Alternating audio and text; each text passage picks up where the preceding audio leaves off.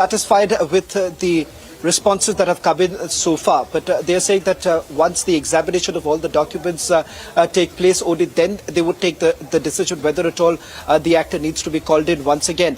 But at this point in time, for the Enforcement Directorate, the task essentially being that they need to examine all the documents and these real estate companies that were essentially floated, and whether at all the money that came in to Puri Connects LLP does that have any link with the actor, and whether it was diverted through any of the companies. Those are aspects that are yet to be verified, yet to be examined by the Enforcement Directorate. That perhaps is going to take some more time, and only after that they would be calling in others for examination. As of now, what we can confirm, Deepthi, is that aspiring actor Charbi, who's part of Puri Connects LLP, and director Jagannath Puri, they have all been examined by the Enforcement Directorate.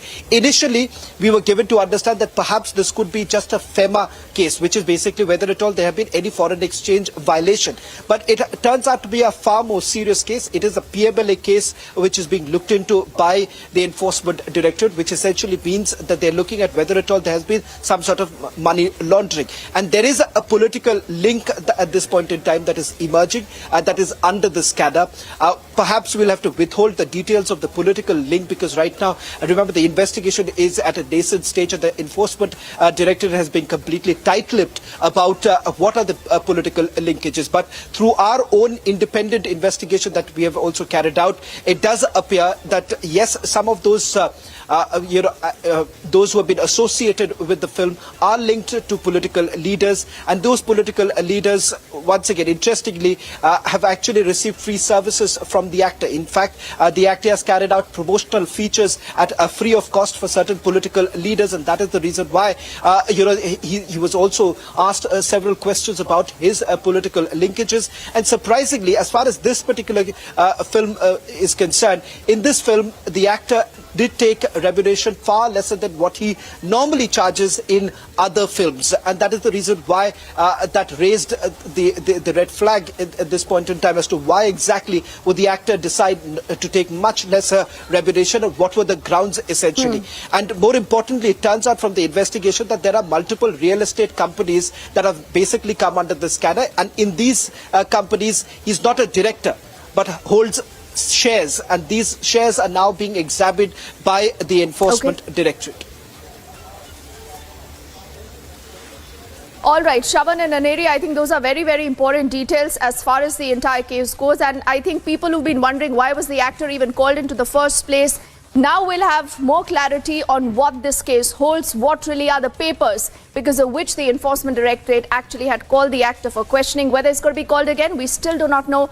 But Republic, as always, will be on top of that story. Quickly heading into a break. Back on the other side with lots more. आज के दिन जब दिल में दर्द है अपने जवानों की शहादत पर, उसी के साथ साथ जब ये नारे गूंजते हैं तो एक सुकून है, एक हिम्मत है। मैं इस वक्त जाफराबाद में मौजूद हूं और आप मेरे पीछे देख सकते हैं कि यहाँ पर फोर्स डिप्लॉयड है।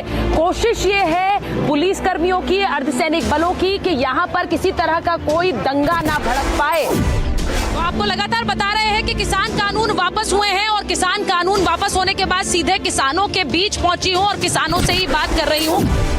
शाहीन बाग पर बुलडोजर चलेगा। शाहीन बाग को लेकर जो राजनीति गरमाई रही वो और ज्यादा गरमाएगी, ये बिल्कुल तय है।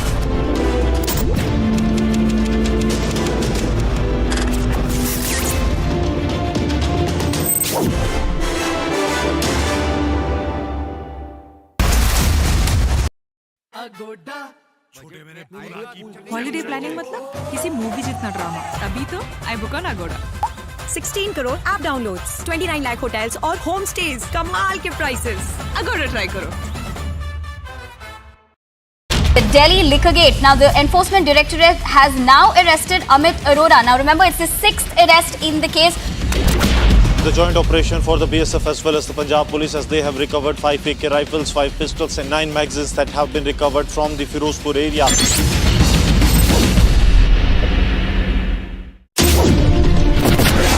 The report exposes how Robert Vadra and Huda's family conspired together in a multi-crore scam. Mr. Malia, why are the questions bothering you when I'm not getting a single answer? The entire disputed land will be handed over to the Hindu parties to make a Ram temple. The mental torture of Jadhav that is consistently happening there, it's a very clear indication about how these confessions are actually doctored and taken. Delhi High Court has said the riots in 2020 evidently did not happen in the spur of the moment. We see a split verdict in the Supreme Court. The one thing that needs to be understood is what is going to happen ahead.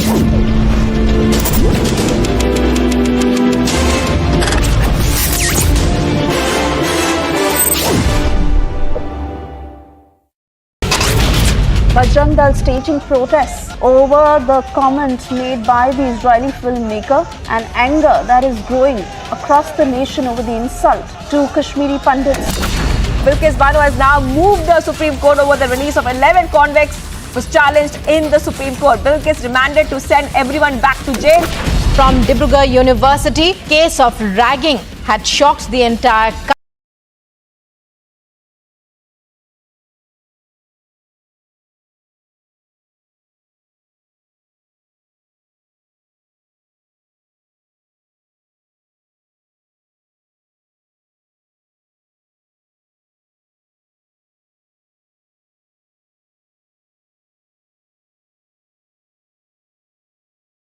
Challenge for the first time. Watch the fastest updates only on India's election headquarters on Republic TV. High voltage battle which will decide the nation's political trajectory. Who will break their records and which faces will be the winners? 89 out of the 182 seats go to polls. Stay tuned to India's election news headquarters As Gujarat goes to polls, live coverage minute by minute all day today on Republic.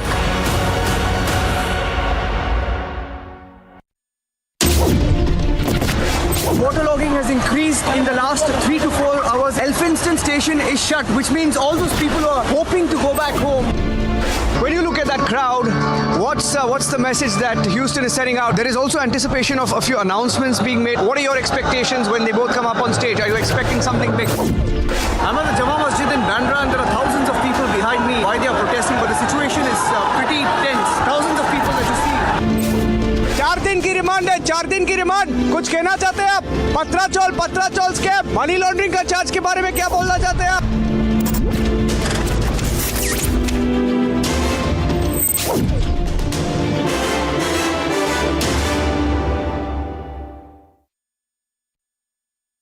As Gujarat goes to polls on the 1st of December, 89 of 182 seats will vote. Where high voltage political battle has broken out in the state of Gujarat since the bipolarity of the state. Will the BJP score a record victory in Gujarat? Is the Aam Aadmi Party even a factor? Politics has been challenged for the first time. Watch the fastest updates only on India's election headquarters on Republic TV.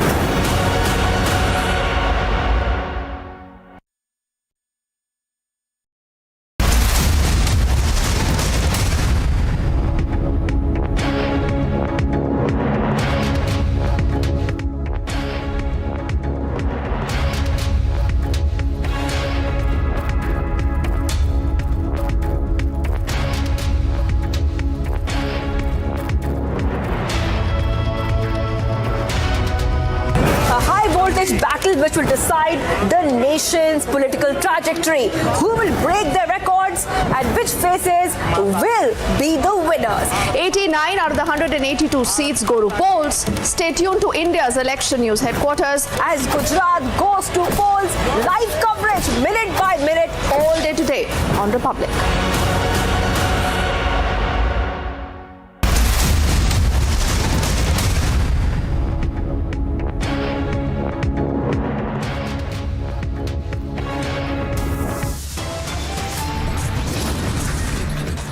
It's a massive controversy as the JNU walls are defaced with anti-Hindu hate slogans. कौन लोग हैं जो जानते हैं कि वो ये दुस्साहस करेंगे और दंडित नहीं होंगे? Union Minister Smriti Irani hits out, says we know who's pushing the hate narrative.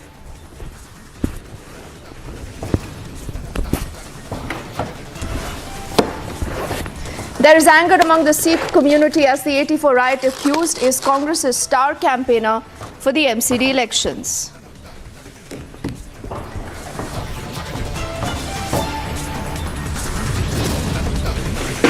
Almost a fortnight after the assault to the restaurant staff in Bengaluru, BJP Neta's son is still absconding.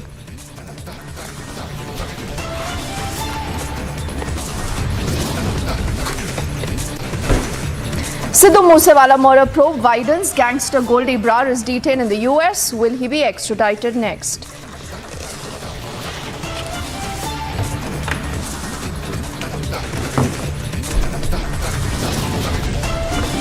And Jaiveer Shergill is made the BJP national spokesperson, while Captain Amrinder and Sunil Jakhar made part of the BJP's national executive.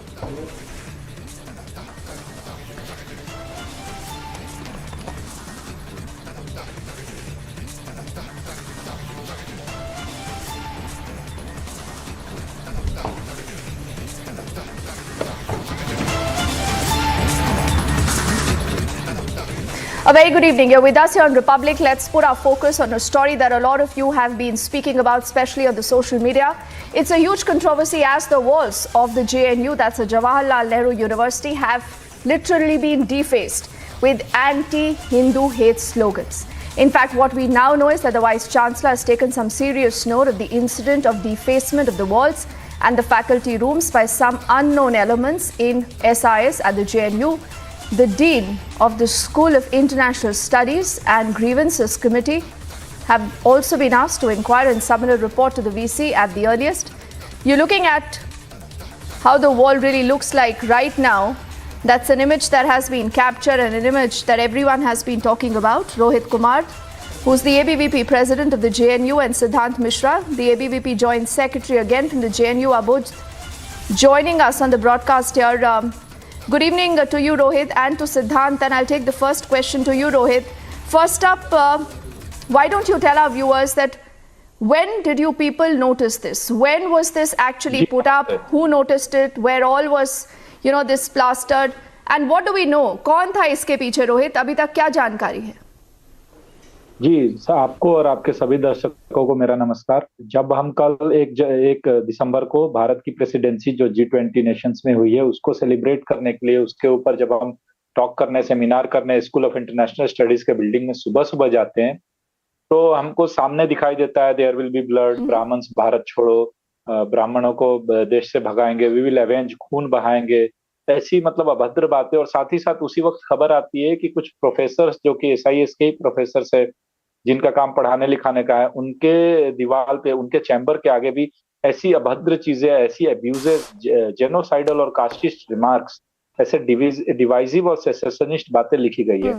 तो ये एक हम देखेंगे कि 2014 के बाद 2016 में भारत तेरे टुकड़े होंगे इंशाल्लाह, उसके बाद फलस्तीन की बातें, उसके बाद आप देखेंगे कश्मीर की बातें स्कूल ऑफ सोशल साइंसेज की बिल्डिंग में। तो एक पैटर्न चला आ रहा है और ये सिर्फ और सिर्फ स्कूल ऑफ इंटरनेशनल, जी ये वही लोग हैं जो टुकड़े गैंग जिसको बोला जाता है, जो लेफ्ट के लोग हैं जो लगातार ऐसी चीजें एक पैटर्न में और रैम्पेंट करते आ रहे हैं। क्योंकि दिल्ली हाईकोर्ट का ऑर्डर है, उसके बाद भी JNU प्रशासन को लगातार कंप्लेंट देने के बाद भी जब कार्रवाई नहीं हुई है, इसके कारण से इनका मन और बढ़ गया, ये और शक्ति में आ गए, प्रबलता से आकर के अपने प्रभाव को असर्ट करने के लिए ऐसी गंदी चीजें लिख रहे हैं, ऐसी जाति सूचक शब्द लिख रहे हैं।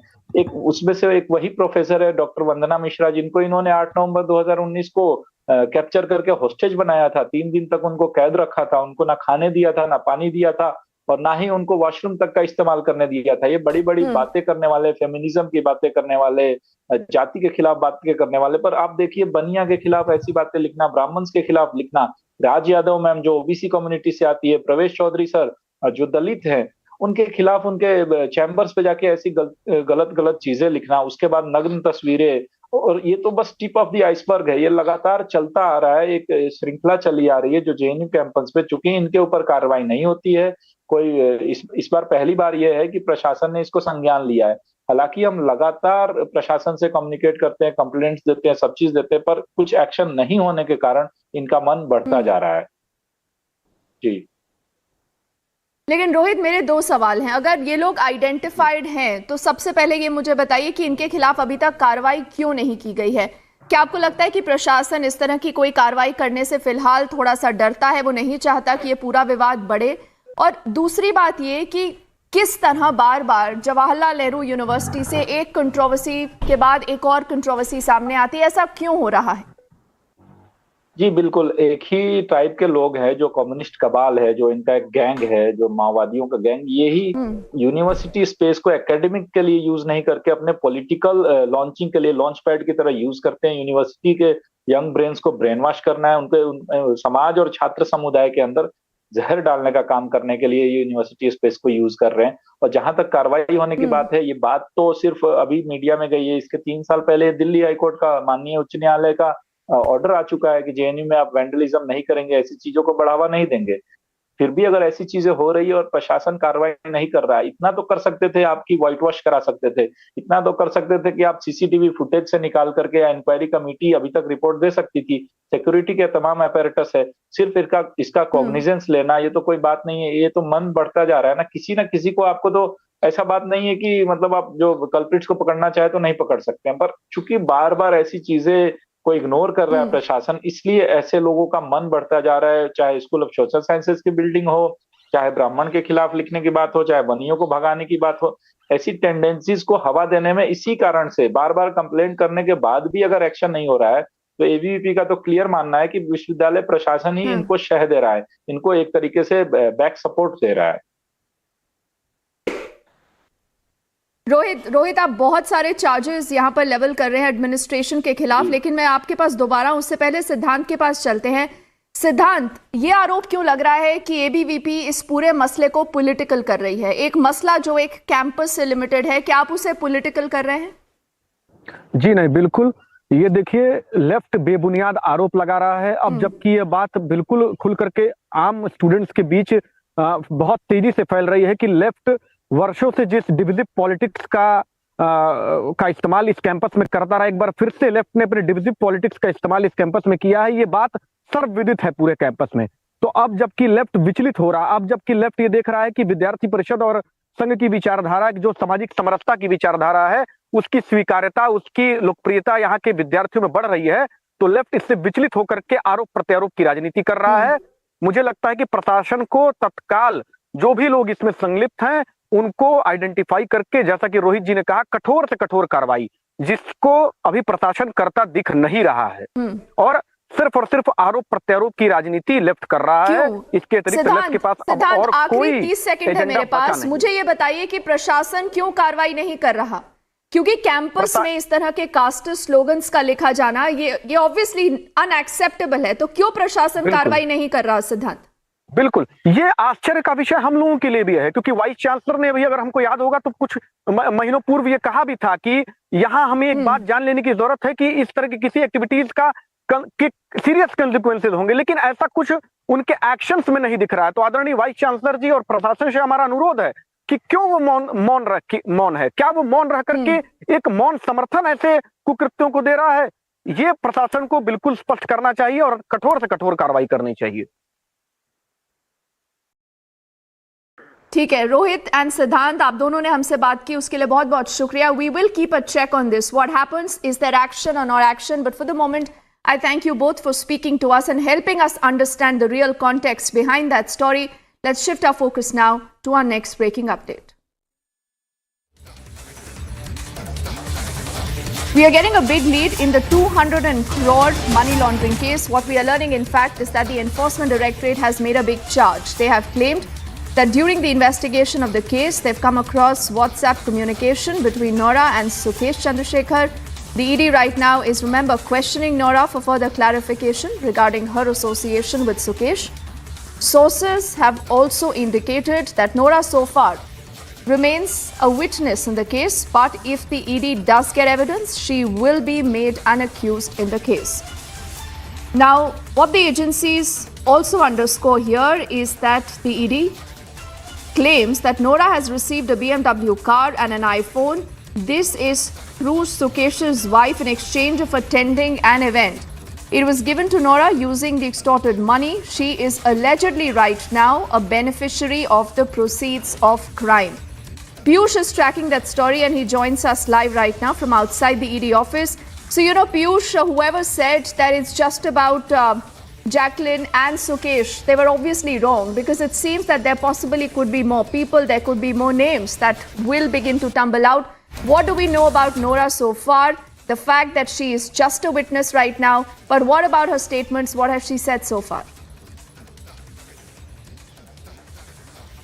So you rightly mentioned, Dipti, that whoever felt that it was all about Sukesh and Jacqueline only may be proved wrong because of the interrogation which is right now being done of Nora Fatehi, another Bollywood starlet, which may become an accused in this case after this questioning ends. So we do not know about it.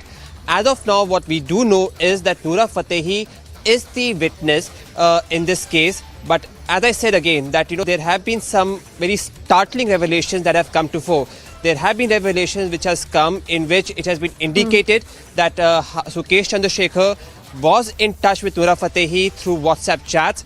It has been indicated that Nora Fatehi did attend an event in Chennai which was organized from the proceeds of crime by Sukesh Chandrasekhar.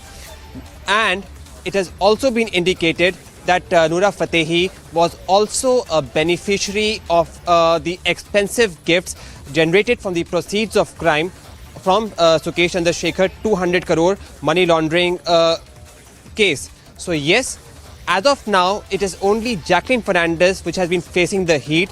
But who knows that after this, maybe Nora Fatehi may also face the heat. Now, I would just like to end by saying that it is not only the Enforcement Directorate, but also the Delhi Police Economic Offences Wing, which is investigating this matter. And they have grilled Nora Fatehi also in the past. Just few days back, they had arrested Pinky, an associate of conman Sukesh Chandrasekhar. So again, as you rightly said, that right now, since the focus is mostly on Jacqueline Fernandez, who knows that following this questioning, the heat on Nora Fatehi may increase. Back to you in the studio. Okay.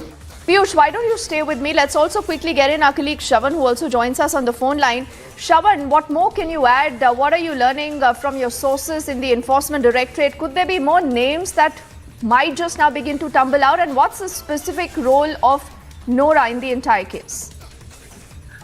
Well, in fact, Deepthi, there is a slight twist in the entire investigation, because unlike what has happened in the case of Jacqueline Fernandez, who's been named as an accused in the charge sheet that was filed by the Enforcement Directorate, in this particular case, Nora Fatehi has essentially been seen as a witness. And that is exactly something that has been raised by the legal counsel of Jacqueline Fernandez as to why exactly she's being seen as a witness in this entire matter.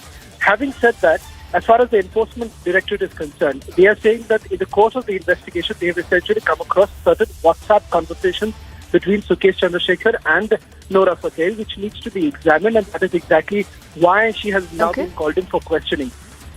As we speak, more details basically coming up right now, that they are saying that while in the first charge sheet, Nora Fatehi was largely regarded as a witness in this particular case, but if at all, after the examination that is essentially done today and later, if at all there is certain evidence suggesting that she rather is someone who is a beneficiary of the proceeds of crime, then there is a high possibility that she too could be made an accused in this case, but that decision would be taken at a later stage. All right, Shravan, and we do know that possibly some gifts that she has received from the conmen are also under the radar, and that's the reason why the agency wants to understand what really was her role, how extensive was that, does she only remain a witness or an accused in the case? As always, Republic will be on top of that story. I thank both Piyush and Shravan for getting us those details. The AIADMK party, the leading opposition party in the state, is conducting a hunger fast in the district of Coimbatore. The party's new interim general secretary, Edappadi K. Palaniswamy, who's also the opposition leader, is leading this hunger fast in Coimbatore, which is entirely against the ruling DMK government. And this hunger fast demonstration is mainly against the recent price hike of milk in the state, as well as the hike in the EB tariffs, the improper road facilities in Coimbatore district, as well well as all the development projects that are currently under a pause in the district of Coimbatore. The other leaders of the AIADMK party, including MLA from the Coimbatore district, SP Velumani, and other important leaders are also taking part in this hunger fast that is being conducted today, which is a demonstration to oppose, go against all the improper decisions and improper projects that are not being continued in the district of Coimbatore. This is Vashni Ramu along with camera person Dilip for Republic TV. We are into a break right now. When we come back, it's been almost a fortnight after the assault on the restaurant staff in Bengaluru. But the man that you see on your screen is a BJP Neta's son. He is still absconding.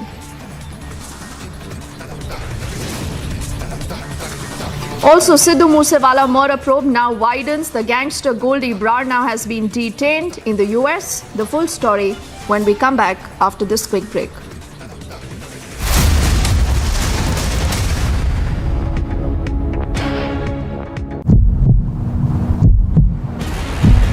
These are the Kashmiri Pandit. They are staging protests because they are feeling the similar kind of situation what they faced in 90s in the Kashmir.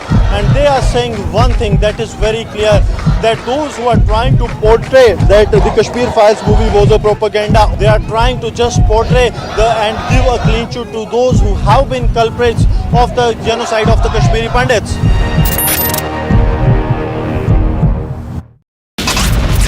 Where 6 people have been reported dead and 15 injured in a collision between a road-based bus and a truck in Tapesipa in Baharich.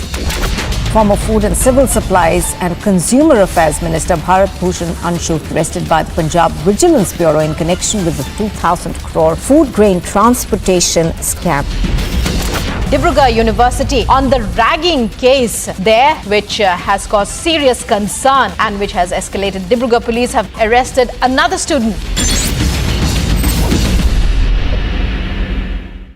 A high-voltage battle which will decide the nation's political trajectory. Who will break their records and which faces will be the winners? 89 out of the 182 seats go to polls. Stay tuned to India's election news headquarters as Gujarat goes to polls. Live coverage minute by minute all day today on Republic.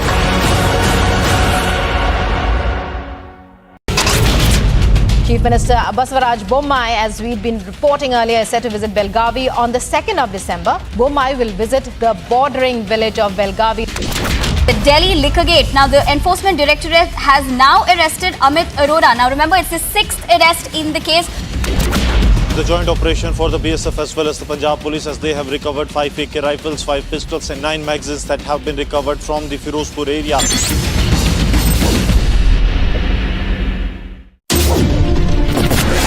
The report exposes how Robert Vadra and Huda's family conspired together in a multi-crore scam. Mr. Malia, why are the questions bothering you when I'm not getting a single answer?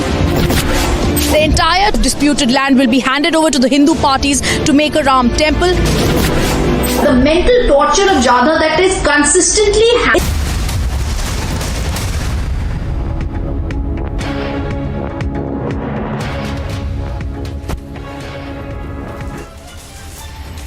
Welcome back. You're with us here on Republic.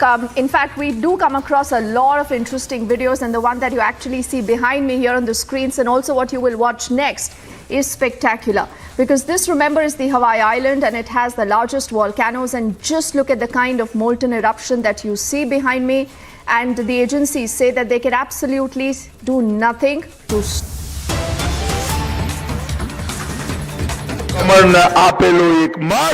સમગ્ર દેશને સુરક્ષિત કરવા માટે મત આપવાનો સમય છે. એનું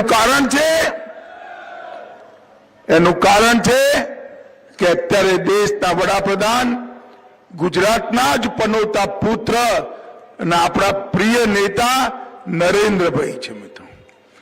અને નરેન્દ્રભાઈને દેશની જનતાએ વડાપ્રધાન તરીકે ચૂંટ્યા એનું મૂળ કારણ નરેન્દ્રભાઈએ અહીંયા 14 વર્ષ જે સુંદર રાજ કર્યું, શાંતિ સલામતી સ્થાપી, વિકાસ લાયા અને અનેકવિધ પ્રોગ્રામો કર્યા, એ જોઈ દેશની જનતાએ ગુજરાતના એ વખતના મુખ્યમંત્રી નરેન્દ્રભાઈને વડાપ્રધાન બનાયા છે મિત્રો. હવે ભાઈ નરેન્દ્રભાઈ વડાપ્રધાન હોય અને ગુજરાતમાં કશું કાચું કપાય આપણાથી કહો? સાચું કહેજો વિજાપુર વાળા, કશું કાચું કપાય? કશી કસર ના રહી જાય. હજી બે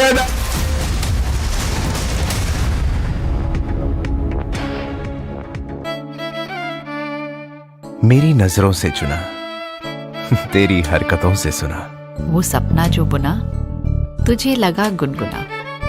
कभी जीती तू, कभी मैं हारा, फिर भी खूबसूरत है ये नजारा, क्योंकि इसमें है खुला कुछ मेरा कुछ तुम्हारा. इसलिए ग्रीन लैम्प लैमिनेट्स, सपने आपके, लैमिनेट्स हमारा. अमेजिंग स्पेसेस के लिए कुछ मेरा कुछ तुम्हारा. Bajrang Dal staging protests over the comment made by the Israeli filmmaker and anger that is growing across the nation over the insult to Kashmiri Pandits. Bilkis Bano has now moved the Supreme Court over the release of 11 convicts was challenged in the Supreme Court. Bilkis demanded to send everyone back to jail. From Dibrugarh University, case of ragging had shocked the entire country.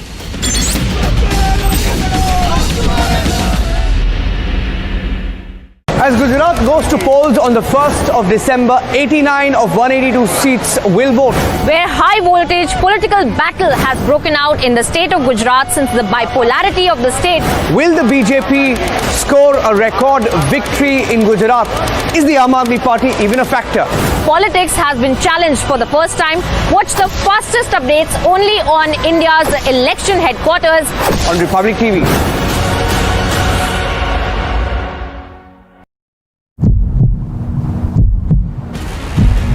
These are the Kashmiri Pandits. They are staging protests because they are feeling the similar kind of situation what they faced in 1990s in the Kashmir.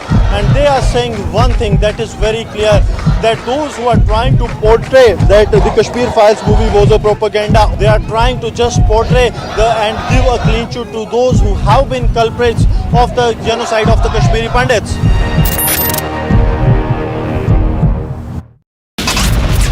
Where 6 people have been reported dead and 15 injured in a collision between a road-based bus and a truck in Tapesipa in Bahraich. Former Food and Civil Supplies and Consumer Affairs Minister Bharat Bhushan Anshu arrested by the Punjab Vigilance Bureau in connection with the 2,000 crore food grain transportation scam. Dibrugarh University on the ragging case there, which has caused serious concern and which has escalated. Dibrugarh police have arrested another student. A high voltage battle with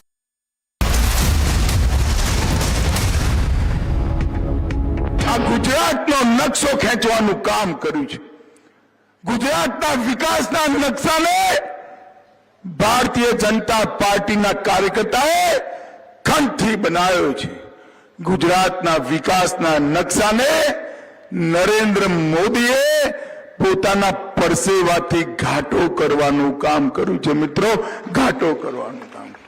આ ગુજરાતની અંદર અને વિશેષ કરી આપણા ઉત્તર ગુજરાતમાં, સૌરાષ્ટ્રમાં, કચ્છમાં પાણીની અછત,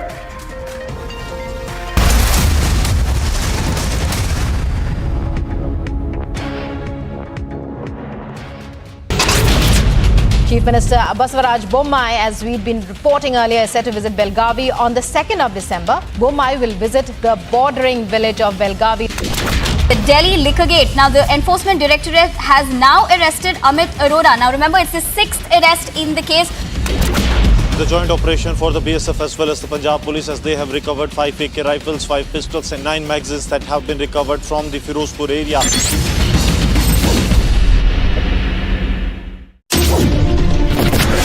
The report exposes how Robert Vadra and Huda's family conspired together in a multi-crore scam.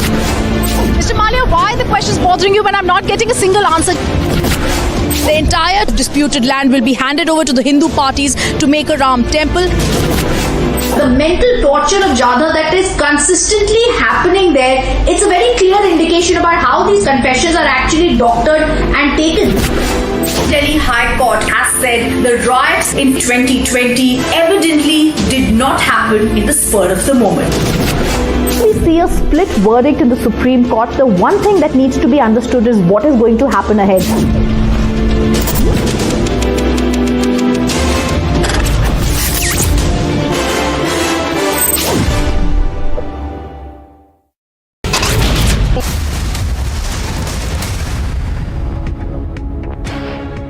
પુનર્વસનની સમિતિ બની ગઈ, પર્યાવરણની સમિતિ બની ગઈ, પણ આ લોકો ઊંચાઈ વધારવાની મંજૂરી નતા આપતા. નરેન્દ્રભાઈ ઉપવાસ પર ઉતર્યા અમદાવાદમાં અને 4 દાડામાં મનમોહન સરકારને ઘૂંટના ટેકાઈ નરેન્દ્રભાઈએ નર્મદા યોજનાને લીલી ઝંડી અપાઈ. મિત્રો, લીલી ઝંડી અપાવવાનું કામ કર્યું. 2014માં ભાઈ 2014માં વડાપ્રધાન બન્યા. 14મા દિવસે નર્મદા યોજનાના દરવાજા લગાવવાનો ઓર્ડર કર્યો અને નર્મદા યોજના પૂરી થઈ ગઈ.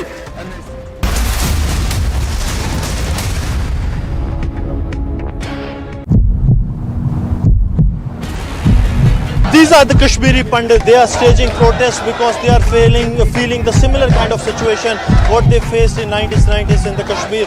And they are saying one thing that is very clear, that those who are trying to portray that the Kashmir Files movie was a propaganda, they are trying to just portray and give a clean sheet to those who have been culprits of the genocide of the Kashmiri Pandits.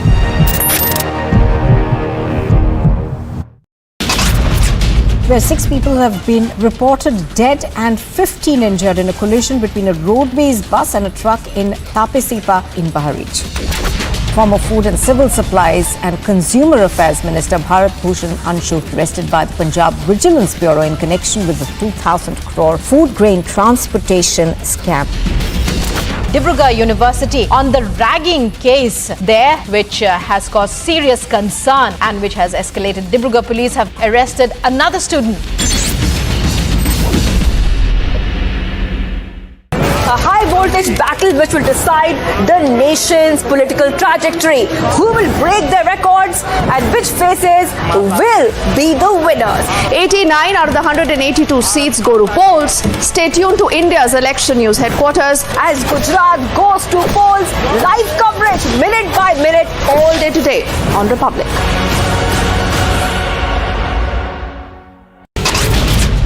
Chief Minister Basavaraj Bommai, as we'd been reporting earlier, is set to visit Belgavi on the 2nd of December. Bommai will visit the bordering village of Belgavi. The Delhi liquor gate. Now, the Enforcement Directorate has now arrested Amit Arora. Now, remember, it's the 6th arrest in the case. The joint operation for the BSF as well as the Punjab Police, as they have recovered 5 AK rifles, 5 pistols and 9 magazines that have been recovered from the Firozpur area.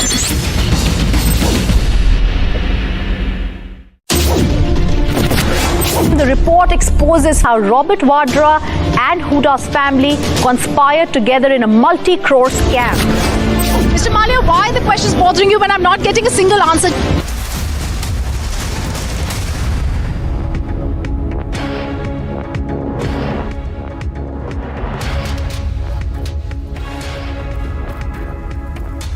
Good evening, welcome to Republic TV. I'm Ridhiman Bhardwaj. Viewers, our top focus going to be on the massive controversy that has erupted on the JNU walls that have been defaced with anti-Hindu hate slogans. We ask who is trying to spread this communal and communist casteist hate. First up, a look at our top headlines. Massive controversy as JNU walls are defaced with anti-Hindu hate slogans. कौन लोग हैं जो जानते हैं कि वो ये दुस्साहस करेंगे और दंडित नहीं होंगे? Union Minister Smriti Irani hits out, says we know who is pushing the hate narrative.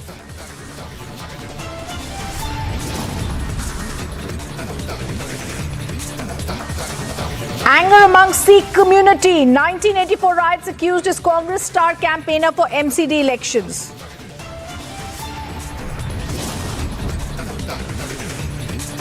Almost a fortnight after assault on restaurant staff in Bengaluru, BJP's Neta's son is still absconding.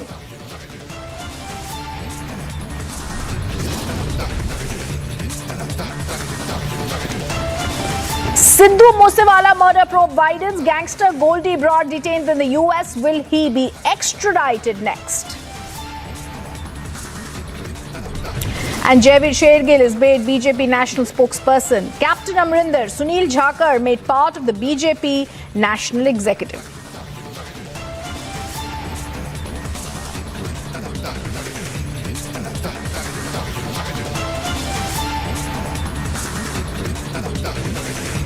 And first up, the controversy that we are looking at, AIUDF chief Badruddin Ajmal has sparked controversy, saying Hindus must learn from Muslims the population control formula. He's added Hindus have affairs, Muslims get married early, Hindus must follow this. The comments have now sparked a massive row. BJP MLA Diganta Kalita has now hit back, saying Hindus don't need to take lessons from Muslims.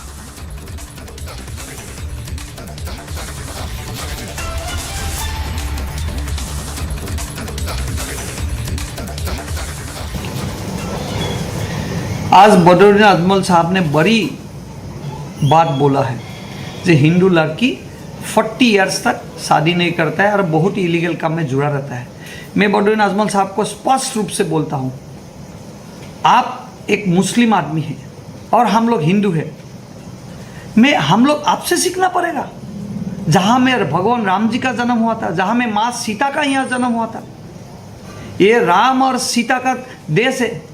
ये बांग्लादेश में बांग्लादेशी आदमियों को यहाँ कोई स्थान नहीं है। हम मुस्लिम से कभी भी ये शिक्षा नहीं लेना है। ये आप बहुत ही गलत बात बोल रहे हैं और अपनी माँ और बहन आपका भी है।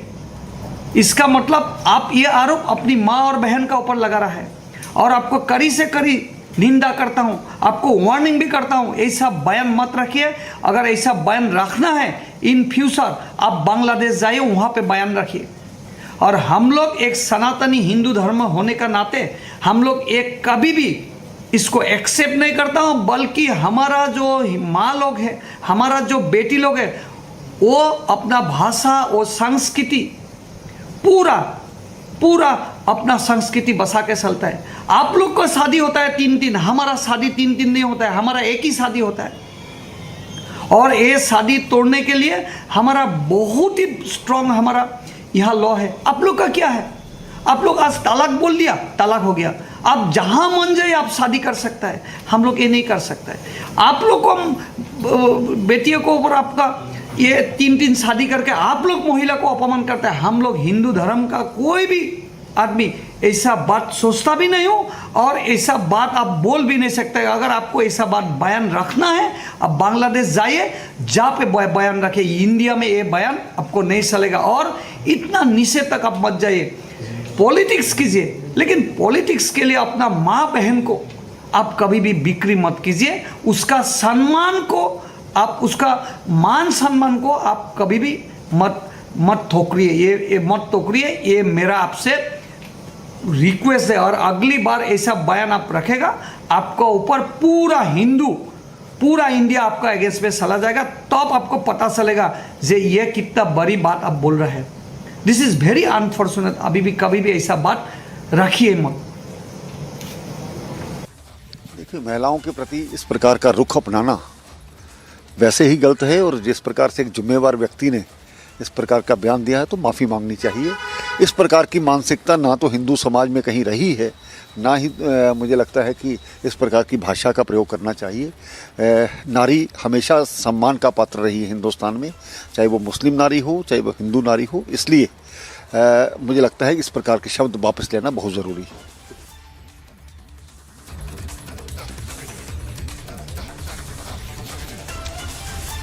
Communal misogynist comment, but also let's listen into what AIUDF chief Badruddin Ajmal had said, sparking off this controversy.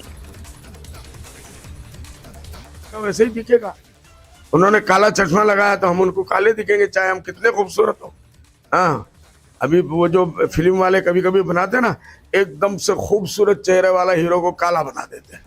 तो ये लोग काला बना के मुसलमानों को बैठे हुए हैं। इनको डर है मुसलमानों से। अरे भाई किस बात का डर है? सरकार जाके, हुकूमत जाके 200 300 साल हो गया, लोग आपके साथ मिलजुल के रहते हैं। कांग्रेस की जब तक हुकूमत रही इस मुल्क में, बीजेपी की जब तक हुकूमत नहीं आई, यही लोग देशवासियों के साथ मिल के होते रहे। अब आप आए हो, रोजाना एक नया नया हिस्सा निकाल रहे हो, तो ये आपके प्लानिंग के अंदर है। मुसलमानों के प्लानिंग के अंदर ऐसा कुछ नहीं है। 22 साल में शादी कर लेते हैं लड़कियां, 18 साल सरकार ने इजाजत दी, उसके बाद शादी कर लेते हैं। वो लोग 40 साल से पहले 1 2 3 इलीगल बीवियां रखते हैं, वहाँ बच्चे होने नहीं देते, उनका खर्चा वो बजाते हैं, मजा उड़ाते हैं। उसके बाद 40 साल के बाद माँ बाप ने मजबूर किया या कहीं फंस गए तो एक शादी कर ली। उसके बाद 40 साल के बाद बच्चा पैदा करने के सर, चुनाव प्रचार तो खत्म हो गया, परसों वोटिंग होनी है। पूरे चुनाव प्रचार के दौरान हमने एक चीज देखा कि बीजेपी रोज एक नया आरोप लगाती थी, एक नया वीडियो लेके आती थी, लेकिन अरविंद केजरीवाल कहते थे ये फर्जी है। सत्येंद्र जैन के लगातार वीडियो आते रहे और अब रिपोर्ट निकल के सामने आई, इसमें कहा गया कि जो थेरेपी दे रहा था वो तो है ही नहीं फिजियोथेरेपिस्ट, और साथ साथ ये भी कहा गया कि उनको प्रेशराइज किया गया। क्या कहेंगे आप?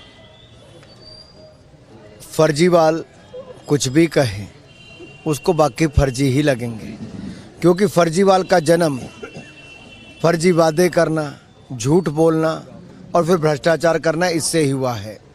और ये मिस्टर केजरीवाल फर्जीवाल क्यों जाने जाते हैं? कारण इन्होंने जनता से बड़े बड़े वायदे किए, कहा 16 स्मोक टावर लगाऊंगा, 2 भी नहीं लगा पाए और दोनों के दोनों बंद पड़े हैं। इन्होंने कहा पंजाब में हमारी सरकार बनेगी, पराली जलनी बंद होगी, नहीं, पहले से ज़्यादा जली और पोल्यूशन ज़्यादा हुआ। इन्होंने कहा हम भ्रष्टाचार मुक्त शासन देंगे, लेकिन इनके स्वास्थ्य मंत्री भ्रष्टाचार के चलते जेल में है, 6 महीने से उनका इस्तीफा नहीं लिया, बल्कि वो जेलर का चैम्बर इस्तेमाल करके निर्देश जारी करते हैं। यही नहीं, एक रेपिस्ट को फिजियोथेरेपिस्ट बनाकर अंदर भेजते हैं। केजरीवाल जी के पास क्या फिजियोथेरेपिस्ट खत्म हो गए थे? और एक भ्रष्टाचारी को मसाज कराने की केजरीवाल जी को क्या पड़ी थी? अरे ये तो वो लोग हैं जिसने ठगों को भी ठग लिया। सुकेश जो ठगी के चलते अंदर है, उसको भी ठगने का काम अरविंद केजरीवाल और सत्येंद्र जैन ने किया। तो ये अपने आप में दिखाता है कि क्या स्थिति आज आम आदमी पार्टी की हो गई है। इनके शिक्षा मंत्री शराब का घोटाला करते हैं, गली गली में शराब के ठेके खोलने का काम करते हैं।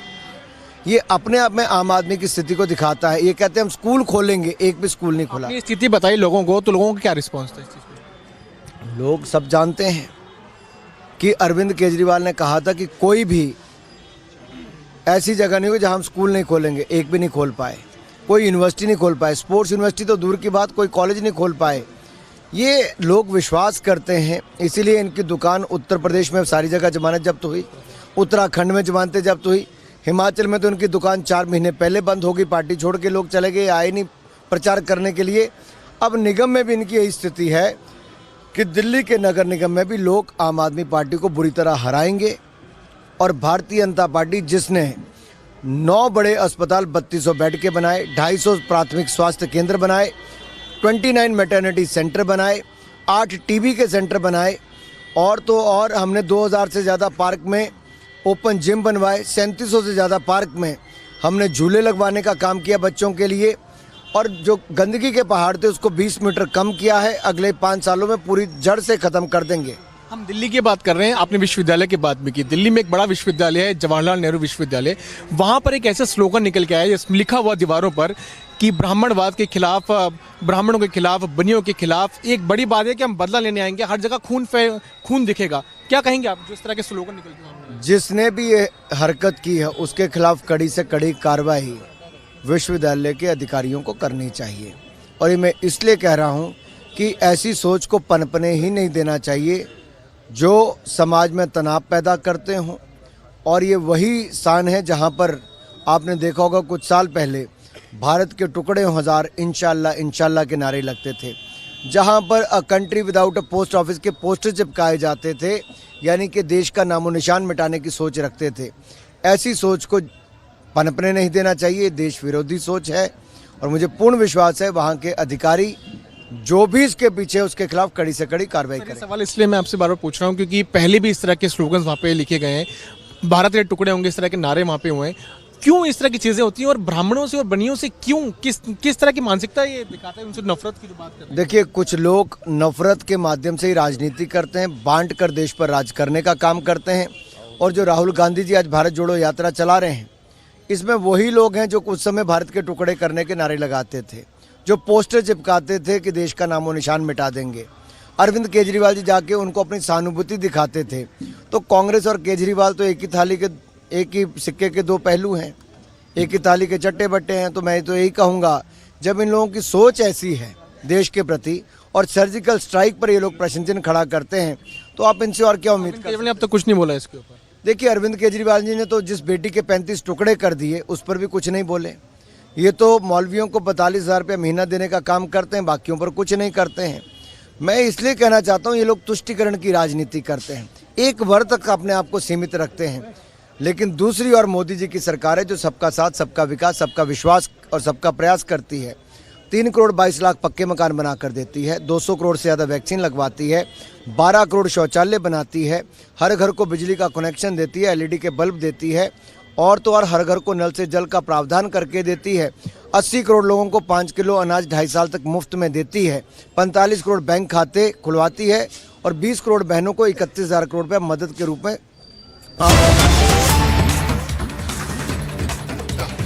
गारंटी के दुकानदार और उद्यमियों को आपदा के समय बैंकों से ऋण दिलाए।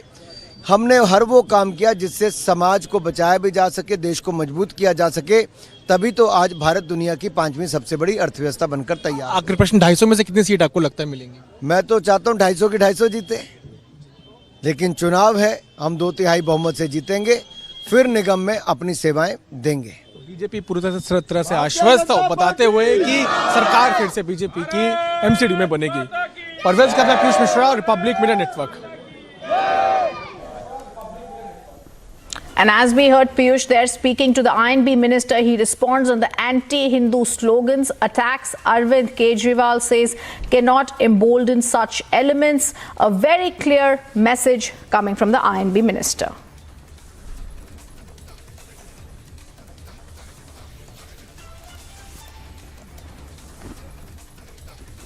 And there's a big setback for China. Formula One has confirmed the 2023 Chinese Grand Prix will not take place due to the ongoing difficulties that are presented by the COVID-19 situation.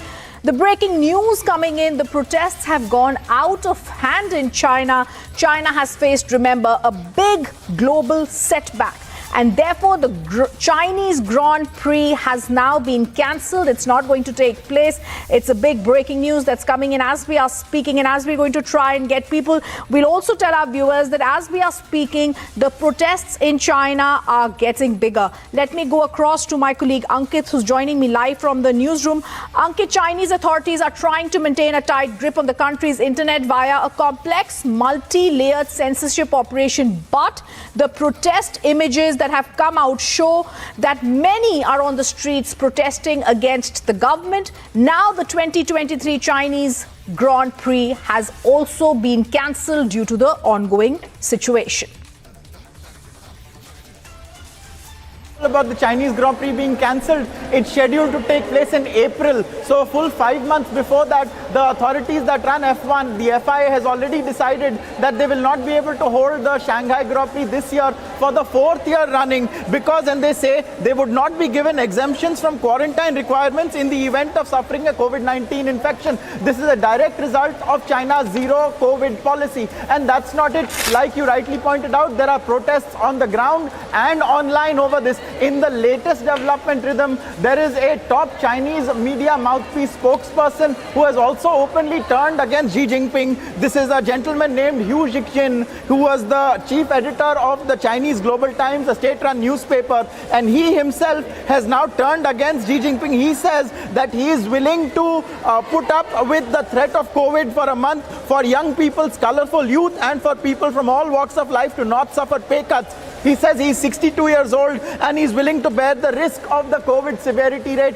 So here is a person who has for years and years, and he has become famous on social media for peddling the propaganda of the Chinese Communist Party, and he too now has turned against Xi Jinping. Meanwhile, the A4 blank paper protests that have been seen on the streets and roads and the big town squares of China have only grown. They have in fact taken a route online. People are now sharing on Chinese social media these white squares that indicate that they want to protest. The Chinese censors are fighting them back. What we are seeing is that the Chinese netizens are using all kinds of methods to escape the censorship, the automated censorship. They are posting things that have homonym relations to Xi Jinping. So he's called Shrimp Moss and they're opposing him everywhere. That's right. So big developments in China, Rhythm. Absolutely. Ankit, I want you to stay on with us. I also want to go across to our senior executive editor Abhishek, my colleague. Abhishek, I want you to put this into context for us. Earlier in the day, you also got us this news about how the Chinese MOFA was objecting to India-US military exercises. It is first time for them to put their own house in order, where there's an open dissent that's being seen against Xi Jinping's policy. Chinese media stooges are mocking the zero COVID. In fact, what Ankit said is so clear, Abhishek. Shrimp Moss is the code for Xi to step down. There is a resentment, factory sports, Chinese mouthpieces. Everywhere we are seeing they're facing a global setback. And the latest, of course, being the Grand Prix will also be cancelled. Oh, absolutely, Ridham. You know, this is unprecedented. This is never before seen in China, at least since 1989, these kind of protests or the scale of protests. Xi Jinping must be surprised that this is happening within 6 weeks of him getting anointed as General Secretary of the Chinese Communist Party for the third term, which itself is something which has happened only second time since the Chinese Communist state came into being in 1948. So in that sense, I think this is clearly a sign of suppression, really reaching a level where it stopped giving dividends and in fact is now into negative territory insofar as relationship between the Chinese Communist state and its citizens goes. Remember, Xi Jinping studied in Tsinghua University, and Tsinghua University has been at the forefront of these protests to a level where they had to prematurely call off the classes and declare winter holidays even as the winters are to set in, and the dates were still about a week or more away. So in that sense, we get an idea of the unrest that's happening in China. We have seen protests panning out not just in one pocket here and there, but across the country, which began with Urumqi in Xinjiang, but that could have been dismissed as one-off given the fact that it otherwise also is a troubled region.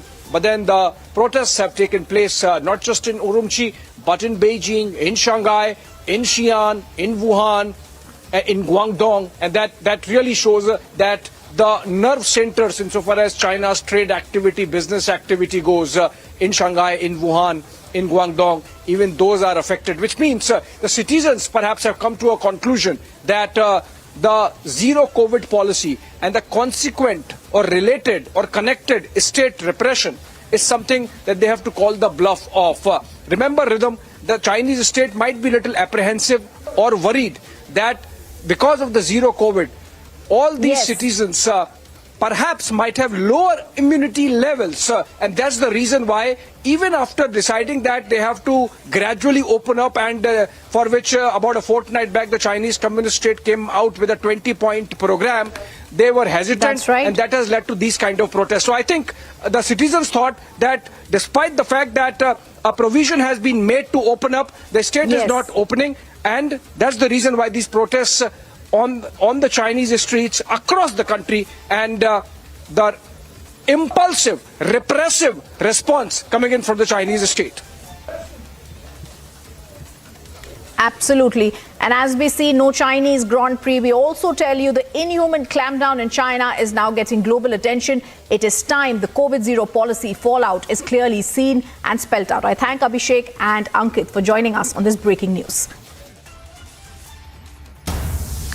The other top focus in the breaking news that's coming in, Bollywood actor Nora Fatehi appeared before the Enforcement Directorate to record her statement in a connection with a 200 crore money laundering probe against conman Sukesh Chandra Shekhar. She has been quizzed by the Enforcement Directorate for 5 hours. And before I go across to more details about what's been happening as she's been quizzed by the central agency, we first go across to a sequence that our colleague Piyush Ohri has played, and he confronted her at the ED office. Watch on.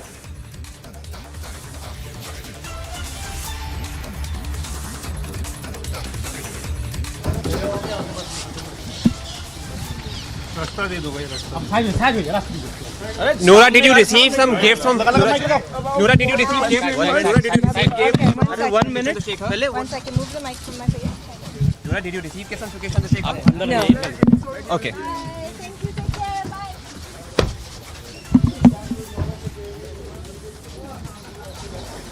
So there has.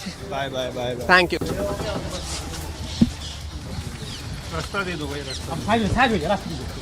Nora, did you receive some gifts from Nora, did you receive gifts? Nora, did you receive gifts? 1 minute.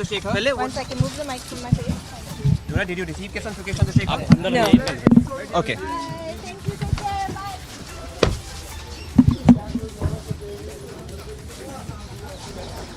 So there has. Bye. Thank you.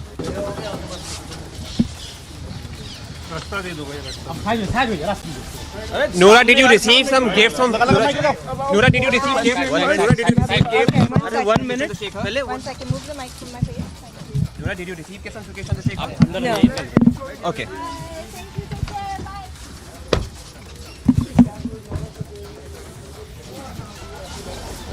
So there has. Bye. And I want to go across to Piyush Ohri, who's joining us live from the ED office. Piyush, a huge congratulations. Even as she's walking out after 5 hours, it is you who actually asked that very critical question to her. And it is in the question that the answer was very critical. She gave a simple answer, smiling no. But it's very evident that therefore she's, before the Enforcement Directorate, denying any links with Sukesh Chandrasekhar. I first want you to tell us what's been happening since morning, and then we go across to all the breaking news on the story. So yes, thank you so much, Rhythm. But does this simple answer of saying no really reduce the troubles of Nora Fatehi? It will be interesting to know that what stance now ED is going to take on this investigation, in which not only Nora Fatehi but also Jacqueline Fernandez, another Bollywood starlet, is being investigated. Now, what we know is that Bollywood starlet Jacqueline Fernandez has already been made as the co-accused in this 200 crore money laundering case, in which the prime has carried on for 5 hours and has just ended. It will be interesting to know that will ED now take a tough stance against Nora Fatehi? Will Nora Fatehi be made an accused in the case? Because there have been some very startling revelations that have come from the sources. First, there has been a communication link that has been established between Nora Fatehi and Sukesh Chandrasekhar through WhatsApp chats. There is again that event which was attended by Nora Fatehi from the proceeds of crime by Sukesh Chandrasekhar in Chennai, which has come to fore. And lastly, just like Bollywood starlet Jacqueline Fernandez, it has again come to fore that Nora Fatehi too was beneficiary of receiving some expensive gifts from Sukesh Chandrasekhar. So yes, right now Nora Fatehi seems confident. She, in a very smiling manner, said no to our question, in which she clearly denied that she did not receive any gifts from Sukesh Chandrasekhar. But then it's going to be interesting to see that will ED take any stern action against Nora Fatehi, or will she just be made a witness in this 200 crore money laundering case, in which the prime accused is Sukesh Chandrasekhar but the co-accused is Jacqueline Fernandez. Back to you in the studio. Yes. Thank you, Piyush, for seeing that questioning and giving us that perspective.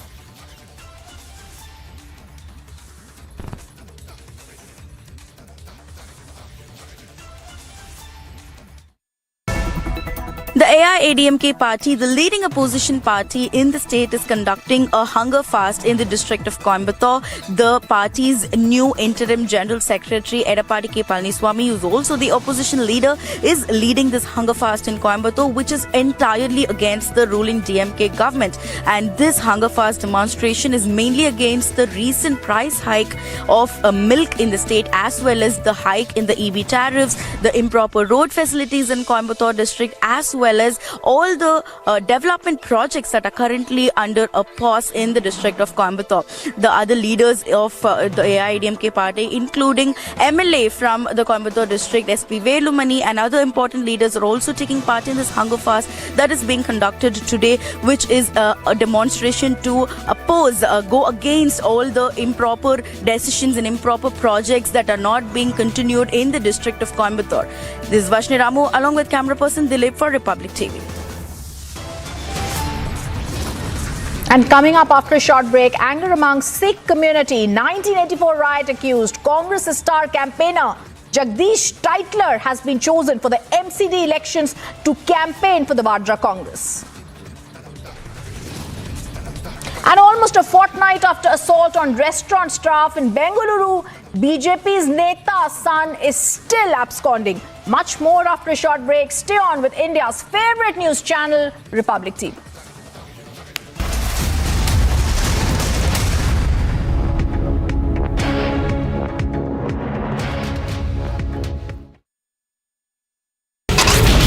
Bajrang Dal staging protests over the comment made by the Israeli filmmaker, and anger that is growing across the nation over the insult to Kashmiri Pandits.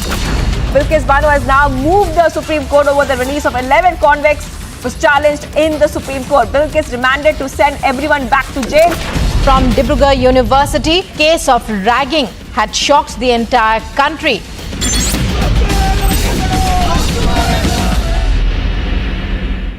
As Gujarat goes to polls on the 1st of December, 89 of 182 seats will vote. Where high voltage political battle has broken out in the state of Gujarat since the bipolarity of the state. Will the BJP score a record victory in Gujarat?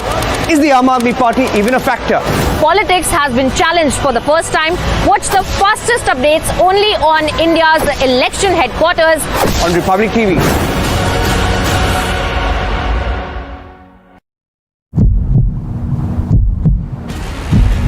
These are the Kashmiri Pandits. They are staging protests because they are feeling the similar kind of situation what they faced in 1990s in the Kashmir. And they are saying one thing that is very clear, that those who are trying to portray that the Kashmir Files movie was a propaganda, they are trying to just portray and give a clean sheet to those who have been culprits of the genocide of the Kashmiri Pandits.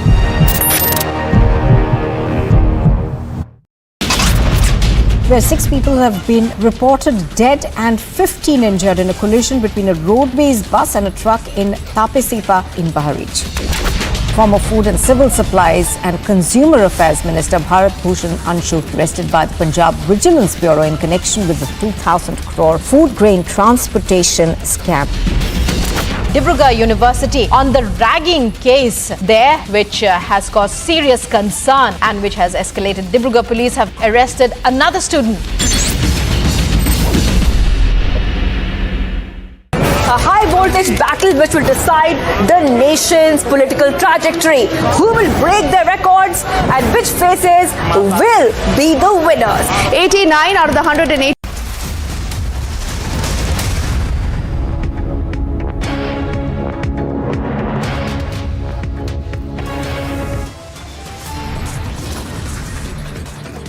Controversial slogans emerge on JNU campus. That's the graffiti.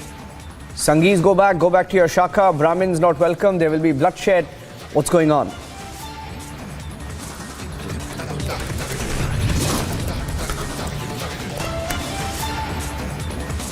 Top union ministers respond to the controversial graffiti on JNU campus, say there is an attempt to divide people, divide students on campus.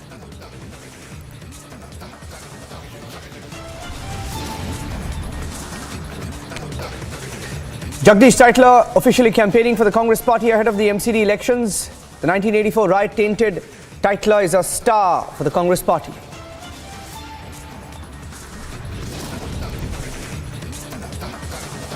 The VVIP brat in Karnataka still on the run, absconding 11 days after assaulting eatery staff. The video is clear.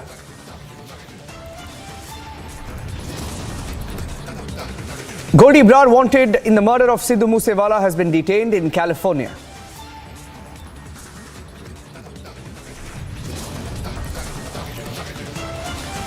And top leaders who switched sides before the elections in Punjab, including Captain Amrinder and Sunil Jakhar, have been elevated by the BJP to the national executive.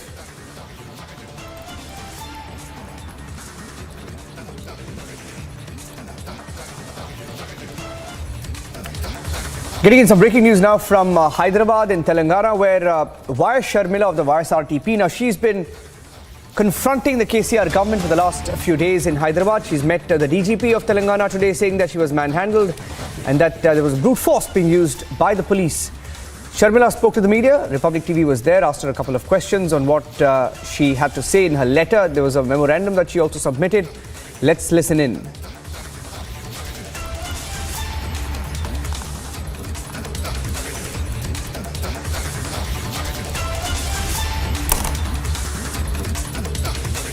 Well, now we are here joined in by YSRTP Chief Vijay Sharmila. Ma'am, you have given a representation to the DGP of Telangana in regard with your Padyatra and also various other issues which has recently happened. What do you have to say on that? Well, we came and explained. We are here at the DGP office to ask for protection. The court has already given us a prior order. Plus, we've taken a fresh order again in the light of all the recent developments. So we've come here to ask for protection for the law and order, to maintain the law and order. So yes, they have responded very positively. They said they will do their best. And also, I have personally taken it upon myself to report of the police brutality in this state. They say they are friendly police, but they are friendly only to the TRS party. To the general public or to the opposition, all we see is police brutality. There was no need whatsoever to pull our people out of the vehicle, take them to the station, beat them up inside the station. These are not people who have committed heinous crimes or murders.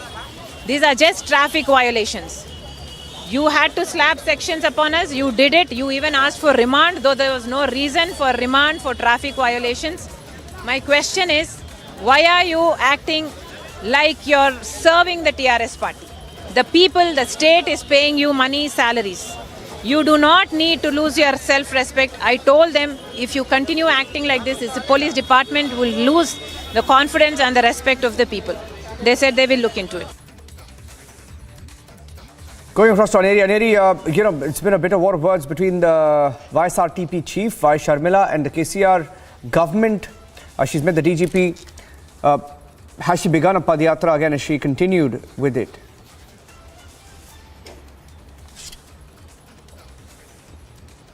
Well, Niranjan, we have been seeing how there has been a massive face-off which has been going in the last 1 week here in the state of Telangana between the YSRTP and the ruling government, that is the TRS here in the state of Telangana. But now when we talk about Vijay Sharmila, she has now met the Telangana DGP and given a representation to him in regard with all the incident which has taken place, let it be from Warangal to Hyderabad, where she was trying to protest, but then also she has pointed out about the police brutality is what she says. And also at the same time, now what we are being told is that Vijay Sharmila will be once again starting her Padyatra from 4th of December, that is day after tomorrow. Vijay Sharmila will once again begin her Padyatra, and that will be for almost 10 days long Padyatra she is going to start. And for that also she has once again taken permission from the DGP of Telangana. However, the High Court of Telangana had given green signal for Vijay Sharmila to continue with her Padyatra, as it was stopped because of the protest which we had seen on Monday, which had broken out in Warangal, and then there was a massive face-off which we had seen here in Hyderabad also. So now Telangana DGP also, Vijay Sharmila continues to state that we have got a positive reply from the DGP in regard with this, but also at the same time, not to forget forget, Niranjan, Vijay Sharmila had yesterday met the Telangana governor Tamilisai Soundarajan and also gave her details about what exactly transpired and how she was being towed by the police officials from Somajiguda to the police station. And also we have been seeing how there were charges or there were various sections which were being put on against Vijay Sharmila. So now definitely face-off between Vijay Sharmila and the TRS continues, whereas the TRS say that it is very small party here in the state of Telangana. It would not make much difference. So now it all remains to be seen how this will go forward, because Vijay Sharmila will once again begin her Padyatra from 4th of December, that is day after tomorrow. Thank you for that. Let's move on. In fact, Aneri, stay with me because we have another story from Hyderabad where she's reporting from. And let's get you that exclusive story. Republic TV told you a few days back that an actor called Vijay Deverakonda was questioned by the Enforcement Directorate. In fact, he was questioned for several hours, after which when he left the ED office in Hyderabad, he said he was being questioned or called by the ED because of his sheer popularity. Now, there are details emerging with Republic TV. We have some details of the investigation and why he's being questioned. Now, Vijay Deverakonda, who acted in a movie called Liger. Liger was the movie that he acted in last, which was a big flop. It was a big flop movie. Budget was about 125 crore rupees. But we are hearing that the dubious funding of the film is now under the scanner. We've accessed the full details. The investigation spotlight is around 60 to 70 crore funding, which was received by the producers of Liger. My colleague Aneri continues to be with us. Shawan broke the story, so I'm going to go across to Shawan in just a bit. I'll get Shawan also on the story. Aneri, but he claims he's being called because he's popular. Aneri, but we have details about how 60 to 70 crore funding was received by Liger's producers, Puri Connects. Some more details that we're getting in that Puri Connects LLP is run by director Puri Jagannath and also this actor called Charmi, and both of them have been examined by the ED. And on actor Vijay Deverakonda and the funding, the ED sources say that the actor took much lesser remuneration for the film, which they find suspicious. They say that there could be something more to this. Some political links are also emerging. Some Benami companies also being probed. These are investigative details that we've gathered. Shawan is on the phone line. Aneri, be with me. Let me just quickly take a question with him. Shawan, what do we know? Why is he being questioned? Well, in fact, as far as the actor is concerned, remember, the concerns that have been raised is the fact that as far as the remuneration of the actor in this film goes, he's taken much lesser than what he takes in other cases or in other films. Secondly, there are certain real estate companies that have been floated by the actor in which he's not a director, but he holds shares. But this case essentially stems from the fact that the initial funding that was received by this company called Puri Connect LLP, which is essentially run by director Jagannath Puri and aspiring actor Charmi, they received roughly about 30 to 40 crore rupees. What is suspicious here is that this company does not have any experience per se, or for that matter, any past project. Despite that, there was a sudden inflow of money that came in roughly around about in 2020 when the film had basically started. At that point in time, about 30 to 40 crores came in, and it came in from about 100 bank accounts. It wasn't a one-time transaction. There was smaller amount that was coming in, totaling to about 30 to 40 crore rupees. There were about 100 such bank accounts to begin with, and most of these bank accounts turned out to be Benami bank accounts, and that is exactly where the ED has now stepped in. We were given to understand that initially it was about a FEMA violation, but it goes way beyond that. Right now, the Enforcement Directorate is looking into a money laundering case and not a FEMA case. However, having said that, they are also looking into certain foreign transactions that have taken place because foreign technicians, as well as Mike Tyson, who was brought into the project, and foreign transactions have taken place, which they haven't been able to explain so far. So how the payments have essentially been made, attracting FEMA violation.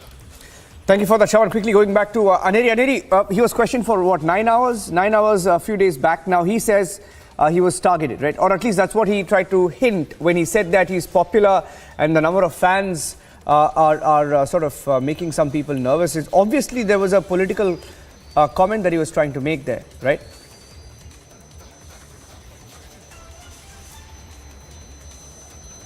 That's right, Niranjan.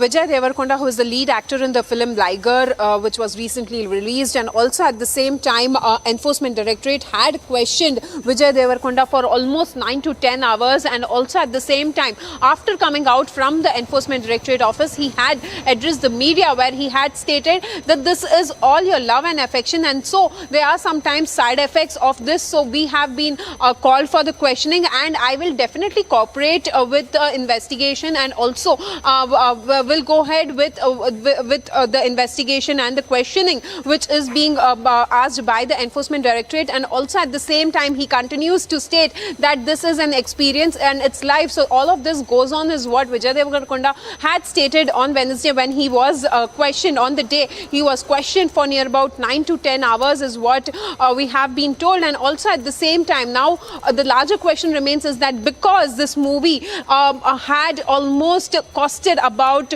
near about 100 crores, so definitely a larger question remains is that from where did the funding come from, because most of the shooting of the film was done in the foreign countries. And also at the same time, now the 60 to 70 crores which we are pointing out, the Puri Connects link also remains to be seen, because now enforcement, as per Vijay Deverakonda, what he had also on the other day stated that when that he has not been asked to come once again, but now we'll have to see, because Enforcement Directorate had asked him to get few documents, so now they will be examining these documents and then further look into it. And also not to forget, a few days back, Charmi, who is the actor and the producer for the film, Puri Jagannath, had also come for the Enforcement Directorate office for the questioning in connection with this film Liger. So definitely we'll have to wait and watch in regard with what further investigation will come out and what further revolutionary things come out of this film Liger, because it has costed near about 100 crores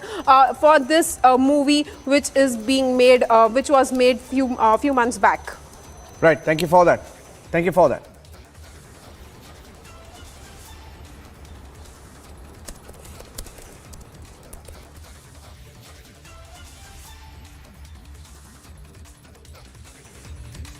इस साल में शादी कर लेते हैं, लड़कियां 18 साल सरकार ने इजाजत दी, उसके बाद शादी कर लेते हैं। वो लोग 40 साल से पहले 1, 2, 3 इलीगल बीवियां रखते हैं, वहां बच्चे होने नहीं देते, उनका खर्चा वो बजाते हैं, मजा उड़ाते हैं। उसके बाद 40 साल के बाद माँ बाप ने मजबूर किया या कहीं फंस गए तो एक शादी कर ली, उसके बाद 40 साल के बाद बच्चा पैदा करने की सलाहियत कहाँ रहती है? तो कैसे उम्मीद रखते हैं तो वहां से इतने बच्चे बढ़ेंगे? तो जो लोग टाइम पे फर्टाइल जमीन के ऊपर आप जब मिट्टी डालोगे और दवा डालोगे तो वहां से तो धान ही धान उगेगा, खेती अच्छी होगी, लहान होगी, तरक्की होगी। तो उनको भी अपनाना चाहिए मुसलमानों के इस फॉर्मूले को कि अपने बच्चों को, जवानों को 20-22 साल में शादियां कराओ, लड़कियों को 18-20 साल की उम्र में शादियां कराओ, फिर देखो आपके यहाँ भी कितने बच्चे पैदा होते हैं। लेकिन 2 नंबर ही धंधा मत करो। More on the VVIP, Brad on the run, getting you details from that story in Bengaluru that shocked the entire country. Look at that, BJP leader's son still on the run. Goldie Brar has been detained in US. He's wanted in the murder of Sidhu Moosewala. It's a big story. He's been held in California. We have all the details.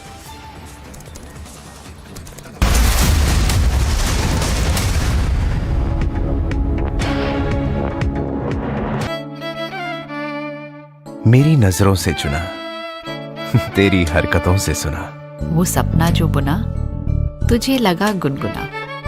कभी जीती तू, कभी मैं हारा, फिर भी खूबसूरत है ये नजारा, क्योंकि इसमें है खुला कुछ मेरा कुछ तुम्हारा। इसलिए ग्रीन लैम्प लैमिनेट्स, सपने आपके, लैमिनेट्स हमारा।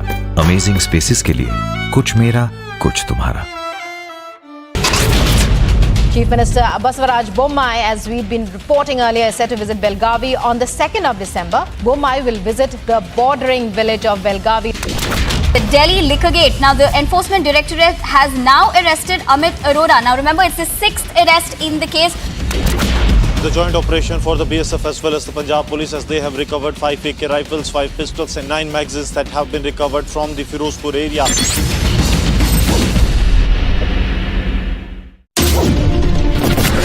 The report exposes how Robert Vadra and Huda's family conspired together in a multi-crore scam.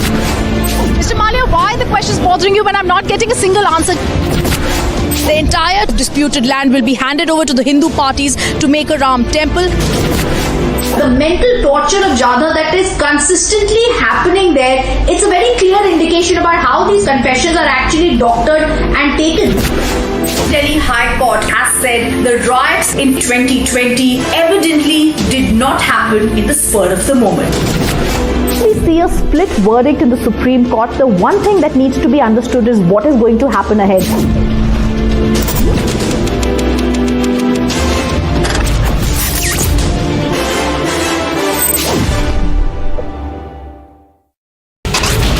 Bajrang Dal staging protests over the comment made by the Israeli filmmaker and anger that is growing across the nation over the insult to Kashmiri pundits. Bilkis Bano has now moved the Supreme Court over the release of 11 convicts was challenged in the Supreme Court. Bilkis demanded to send everyone back to jail.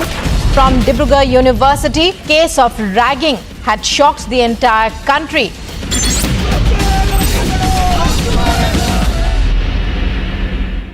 As Gujarat goes to polls on the 1st of December, 89 of 182 seats will vote. Where high voltage political battle has broken out in the state of Gujarat since the bipolarity of the state. Will the BJP score a record victory in Gujarat? Is the AIADMK party even a factor? Politics has been challenged for the first time. Watch the fastest updates only on India's election headquarters on Republic TV.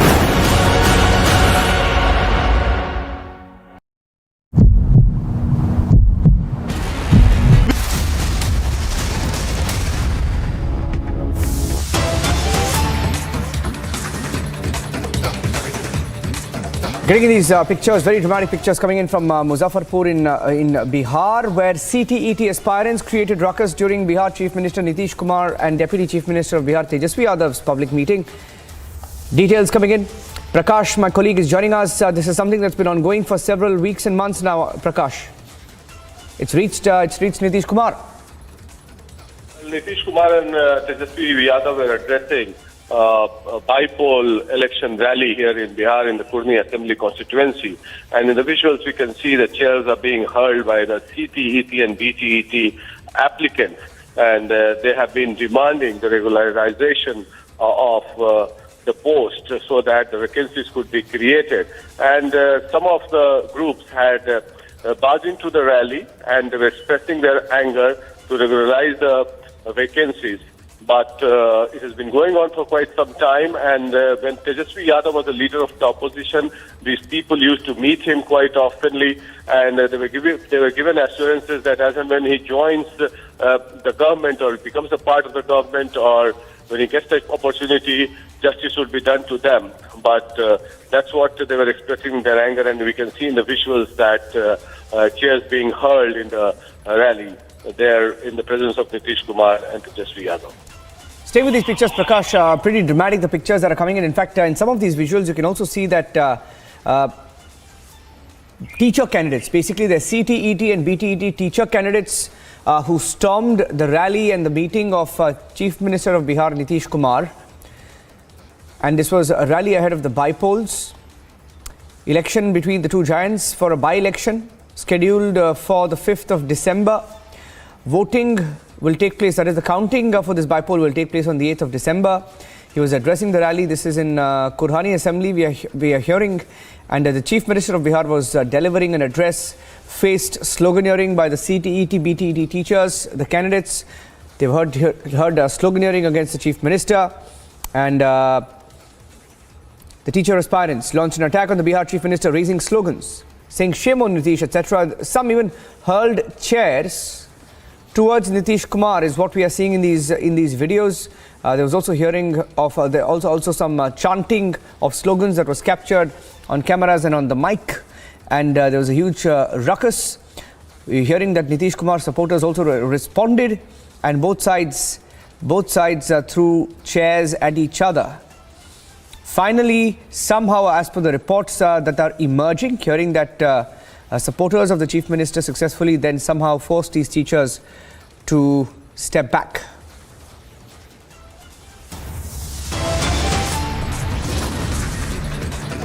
More on the slogans at JNU campus, very controversial, back-to-back breaking reactions coming into it. Stay tuned. Top posts for Captain Amrinder and Sunil Jakhar, former Congress leaders now with the BJP. They've been elevated to the BJP National Executive.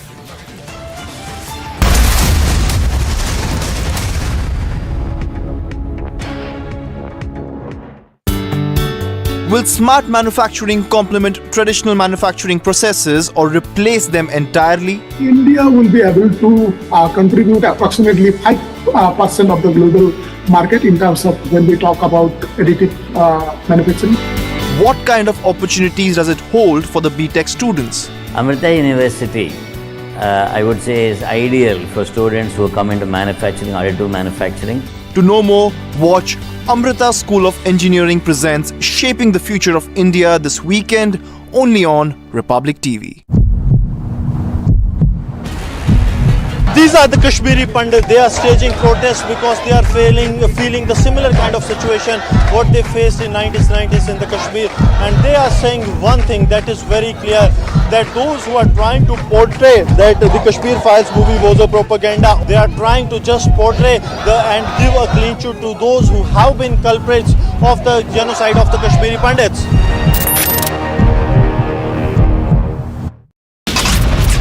Where 6 people have been reported dead and 15 injured in a collision between a road-based bus and a truck in Tapesipa in Bahraich. Former Food and Civil Supplies and Consumer Affairs Minister Bharat Bhushan Anshu arrested by the Punjab Vigilance Bureau in connection with the 2,000 crore food grain transportation scam.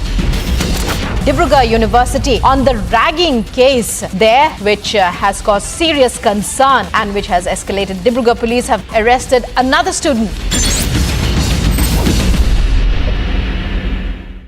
A high voltage battle which will decide the nation's political trajectory. Who will break their records and which faces will be the winners? 89 out of the 182 seats go to polls. Stay tuned to India's election news headquarters as Gujarat goes to polls. Live coverage minute by minute all day today on Republic.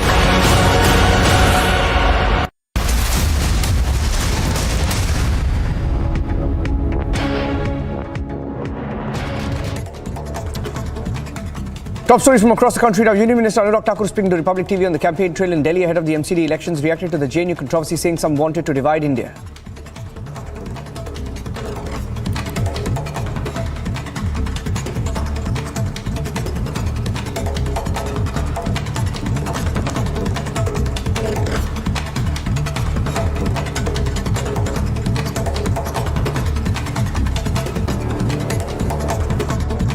जिसने भी ये हरकत की है उसके खिलाफ कड़ी से कड़ी कार्रवाई विश्वविद्यालय के अधिकारियों को करनी चाहिए। और ये मैं इसलिए कह रहा हूँ कि ऐसी सोच को पनपने ही नहीं देना चाहिए जो समाज में तनाव पैदा करते हों। और ये वही स्थान है जहाँ पर आपने देखा होगा कुछ साल पहले भारत के टुकड़े हजार इंशाल्लाह इंशाल्लाह के नारे लगते थे, जहाँ पर a country without a post office के पोस्टर चिपकाए जाते थे, यानी कि देश का नामो निशान मिटाने की सोच रखते थे। ऐसी सोच को पनपने नहीं देना चाहिए, देश विरोधी सोच है। और मुझे पूर्ण विश्वास है वहाँ के अधिकारी जो भी इसके पीछे है उसके खिलाफ कड़ी से कड़ी कार्रवाई करें। Union Minister Meenakshi Lekhi also reacted to the casteist hate slogans at JNU, saying divisive forces were at play on campus. I mean, I feel usage of any derogatory word against any community is a bad thing and should not happen. We are all Indians and Indians need to stand by each other irrespective of their caste, color or creed. I mean, if you see my surname, it's Lekhi. A few hundred years ago, we'd given up the caste system. The BJP today appointed former Punjab Chief Minister Amrinder Singh, Captain Amrinder Singh and Sunil Jakhar, as well as its former Uttar Pradesh President Swatantra Dev Singh as members of its national executive.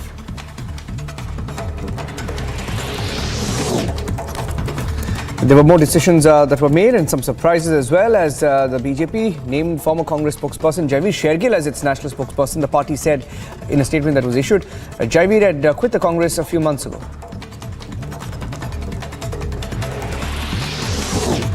Bollywood actor Nora Fatehi on Friday was quizzed at the Enforcement Directorate office in the 200 crore money laundering case involving conman Sukesh Chandrasekhar. She was quizzed for over 5 hours. On the 15th of September, Nora was quizzed by the Economic Offences Wing or the EOW of the Delhi Police for more than 4 hours, along with Pinky Irani, who reportedly introduced Nora and Jacqueline Fernandez to the jailed conman Sukesh.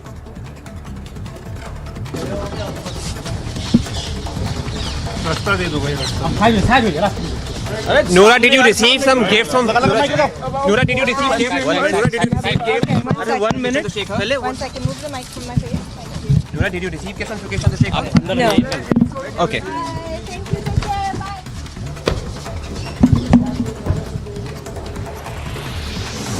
Sources have informed that top Chhattisgarh bureaucrat in Bhupesh Baghel government has now been arrested. Deputy Secretary in the office of Chief Minister of Chhattisgarh, Bhupesh Baghel, his name is Soumya Chaurasia, has now been arrested in the coal extortion case.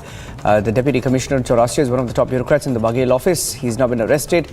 ED suspects that 500 crore was collected as coal levy in 16 months. Punjab Chief Minister Bhagwant Mann said Canada-based top gangsters Goli Brar, the alleged mastermind in the killing of Punjabi singer Sidhu Moosewala, has been detained in California, United States.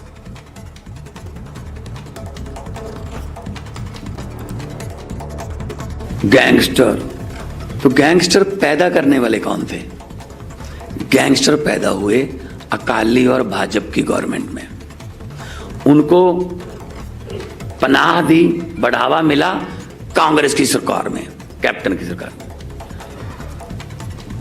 Akali और भाजपा की सरकार में jail break होती रही कि high security jail break हो गई, इतने कैदी भाग गए। Right-tainted Jagdish Titler campaigns officially for the Congress party in Delhi ahead of the MCD elections. They've made him a star campaigner despite all the anger.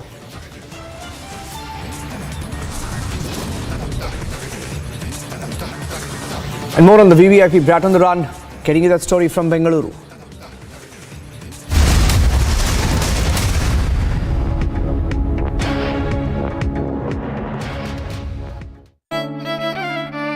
मेरी नजरों से चुना, तेरी हरकतों से सुना, कभी जीती तू, कभी मैं हारा, फिर भी खूबसूरत है ये नजारा, क्योंकि इसमें है खुला कुछ मेरा, कुछ तुम्हारा। अमेजिंग स्पेसेस के लिए ग्रीन लैम लैमिनेट्स, कुछ मेरा, कुछ तुम्हारा। Bajrang Dal staging protests over the comment made by the Israeli filmmaker and anger that is growing across the nation over the insult to Kashmiri Pandits. Bilkis Bano has now moved the Supreme Court over the release of 11 convicts was challenged in the Supreme Court. Bilkis demanded to send everyone back to jail. From Dibrugarh University, case of ragging had shocked the entire country.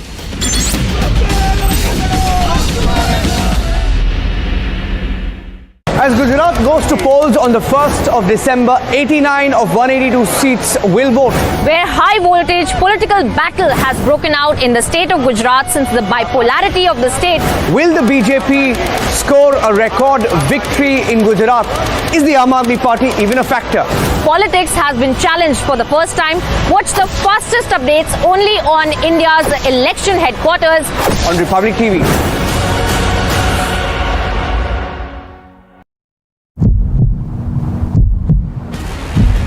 These are the Kashmiri Pandits. They are staging protests because they are feeling the similar kind of situation what they faced in 1990s in the Kashmir.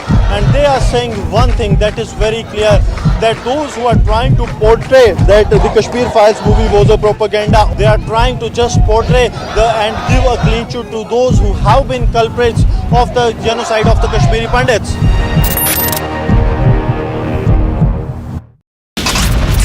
Where 6 people have been reported dead and 15 injured in a collision between a road-based bus and a truck in Tapesipa in Bahraich. Former Food and Civil Supplies and Consumer Affairs Minister Bharat Bhushan Anshu arrested by the Punjab Vigilance Bureau in connection with the 2,000 crore food grain transportation scam. Dibrugarh University on the ragging case there, which has caused serious concern and which has escalated. Dibrugarh police have arrested another student. A high voltage battle which will decide the nation's political trajectory. Who will break their records and which faces will be the winners? 89 out of the 182 seats go to polls. Stay tuned to India's election news headquarters as Gujarat goes to polls. Live coverage minute by minute all day today on Republic.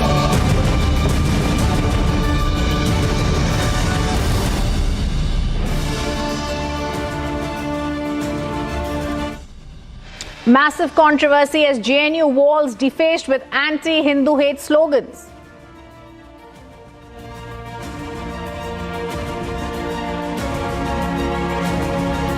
Anti-Hindu graffiti after Tukre slogan, who is pushing the hate agenda on JNU campus?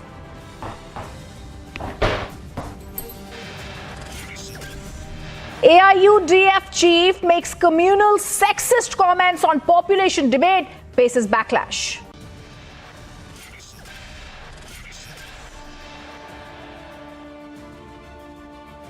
One nation, one law debates back after Maharashtra, Madhya Pradesh, 2 hints at UCC implementation.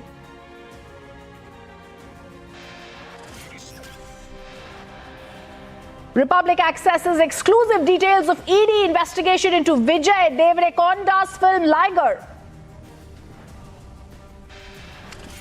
And Nora Fatehi questioned by ED for over 5 hours in connection with her links to conman Sukesh Chandrasekhar.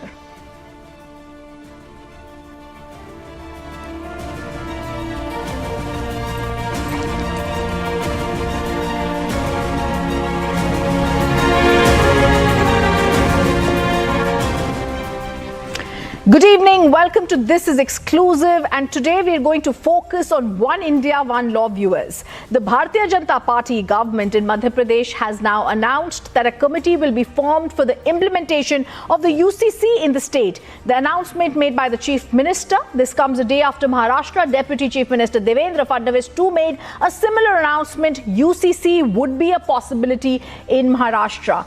As we look at this and the debate, and once again, one nation, one law grows stronger, let me also introduce our exclusive guest on This is Exclusive, former member of the Rajya Sabha, noted personality, Dr. Subramaniam Swamy, who's joining us live on UCC debate. Namaste, sir, as we welcome you on the debate. We've seen you several times in the Supreme Court in several PILs.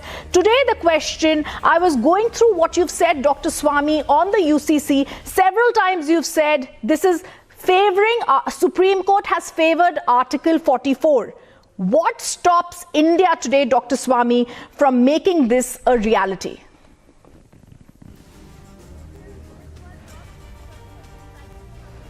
Okay, as Dr. Swamy, we're just trying to get in touch with him, viewers. And today this becomes an extremely relevant debate as we're going to try and focus on Maharashtra as well as Madhya Pradesh, both of them making an announcement and hinting at UCC. And even as states are continuing to speak about it, we have to understand how UCC will become a reality. We'll try and get in touch with Dr. Subramaniam Swamy, who's now joining us live on the debate on UCC. And as I try and see whether he can hear me, Dr. Subramaniam Swamy had earlier stated this must become a reality and its time has come. And as I try and once again patch him, let me first go across to the reactions coming in today. Chief Minister Shivraj Singh Chauhan has stated that UCC should be a reality. Let's listen in to what he said. कई बार बड़े खेल हो जाते हैं, खुद जमीन नहीं ले सकते तो कोई आदिवासी के नाम से जमीन ले ली। होता है कि नहीं होता? अरे बोलो रे भैयाओ। और कई बदमाश ऐसे भी आ गए जो किसी आदिवासी बेटी से शादी कर लेते और शादी करके उसके नाम से जमीन ले लेते। आज मैं जागरण की अलख जगाने आया हूं। बेटी से शादी की और जमीन ले ली। मैं तो इस बात का पक्षधर हूं कि भारत में अब समय आ गया है कि एक समान नागरिक संहिता लागू होनी चाहिए। एक से ज्यादा शादी क्यों करे कोई? एक देश में 2 विधान क्यों चलेगी? एक ही होना चाहिए। और मध्य प्रदेश में भी मैं कमेटी बना रहा हूं समान नागरिक संहिता, एक पत्नी रखने का अधिकार है तो एक ही पत्नी सबके लिए होनी चाहिए, फिर ज्यादा क्यों होना चाहिए? On This Is Exclusive, we're joined by Dr. Subramaniam Swamy, former cabinet minister, 6-term MP, and someone who's a noted personality, always calling a spade a spade. Dr. Swamy, as I welcome you on the show, I asked several times, you've made speeches on the UCC. How soon do you think it should become a reality? Because you and I surely know its time has come. The only implementation is Article 44 here. So the states making announcements.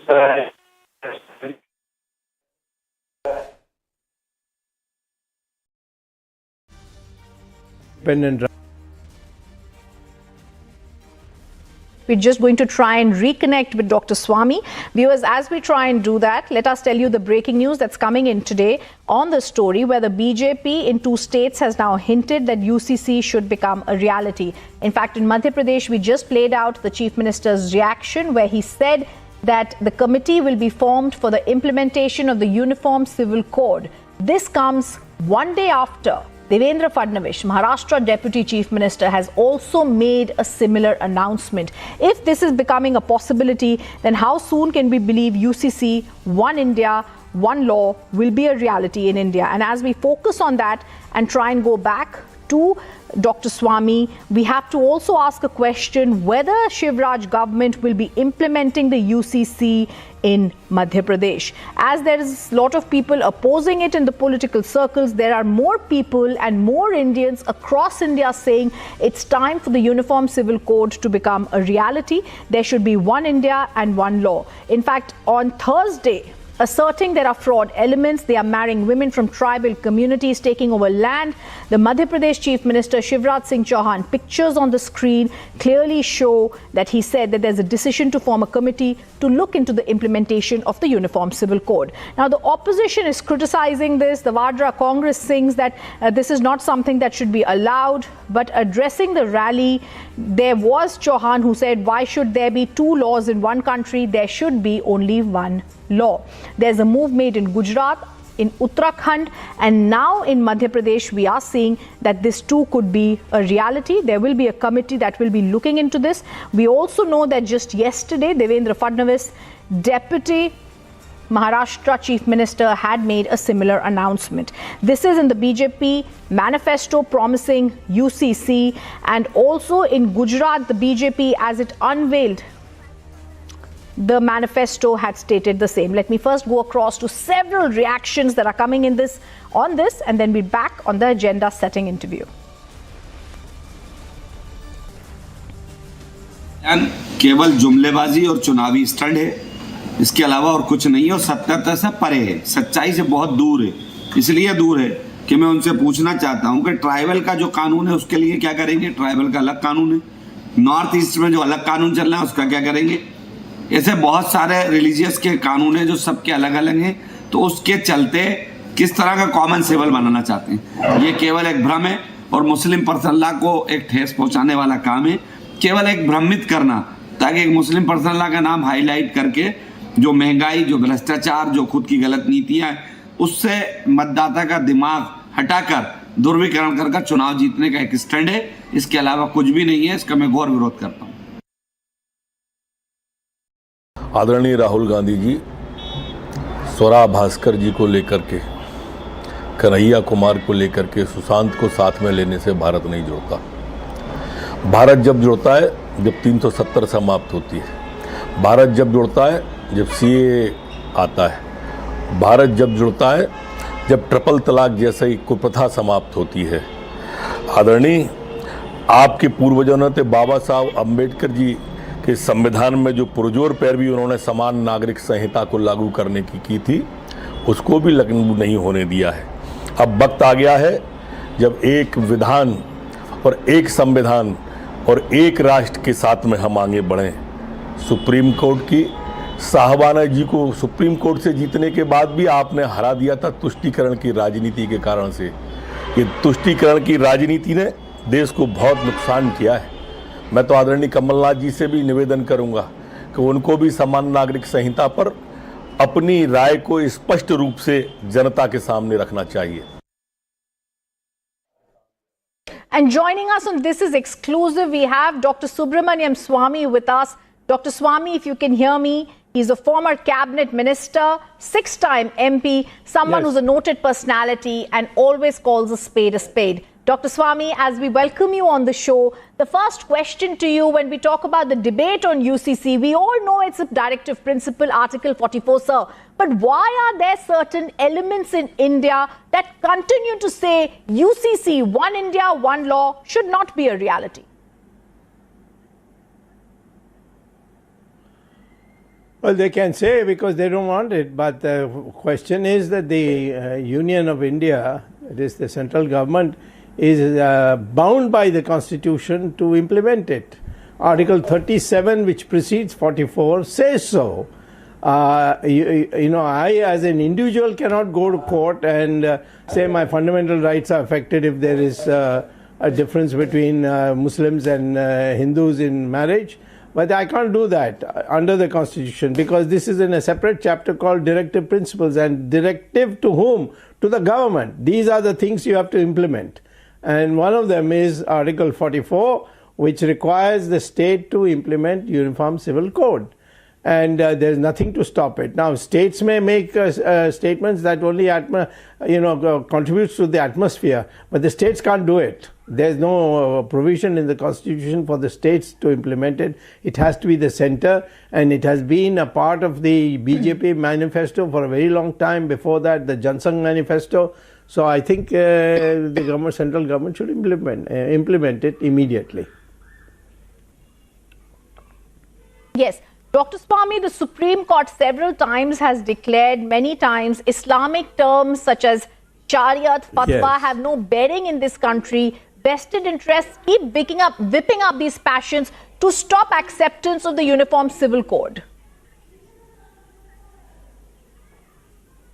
Yes, of course. But, you know, to the credit of the Supreme Court, how many times they have asked the Union of India, the Solicitor General and the Attorney General, when are you going to bring Uniform Civil Code?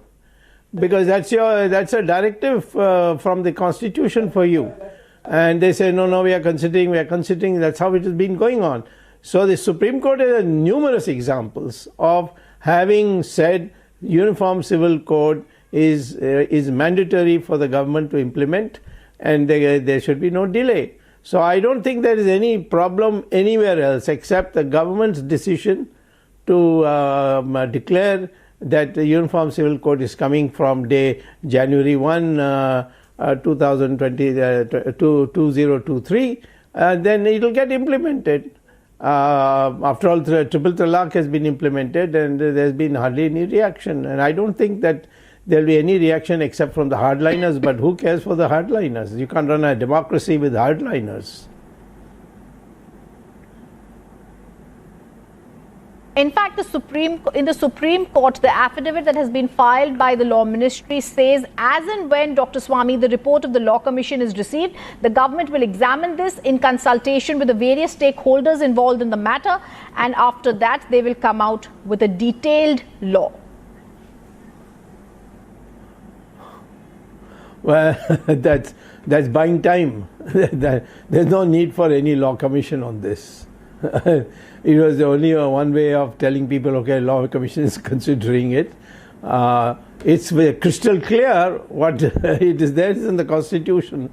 And if the government wants to do it, they don't need to even wait for the Law Commission's report. They can tell the Law Commission, there's no need, we are going ahead and implementing it. Law Commission is not binding on the government.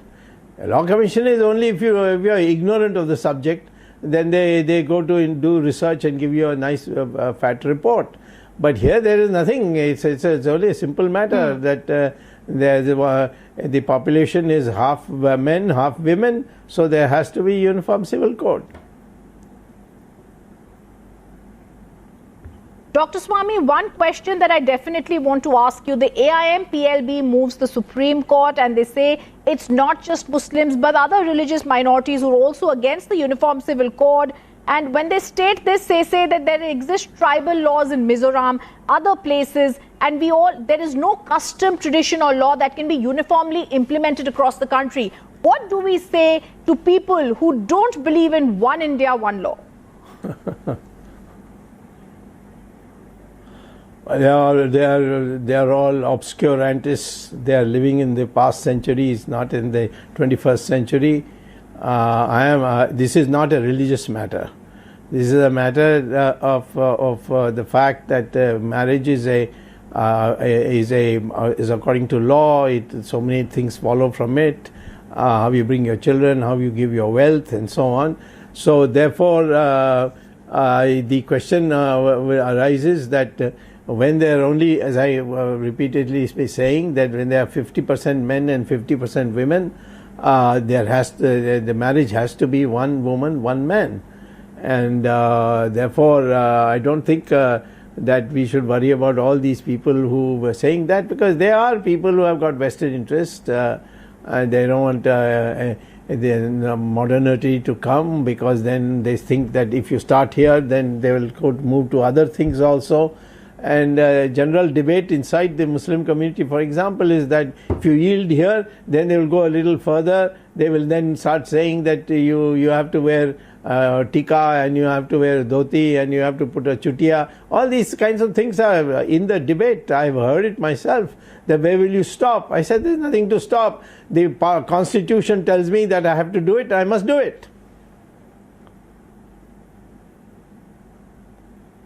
Absolutely. I have two more questions for you, Dr. Swami. One, of course, being that it's common marriage, divorce, adoption, succession and maintenance laws that will be very critical to see in the UCC. So why is it, you've said this thing earlier also, Hindus get married, one man, one wife, but in Muslims they can be one man, several wives.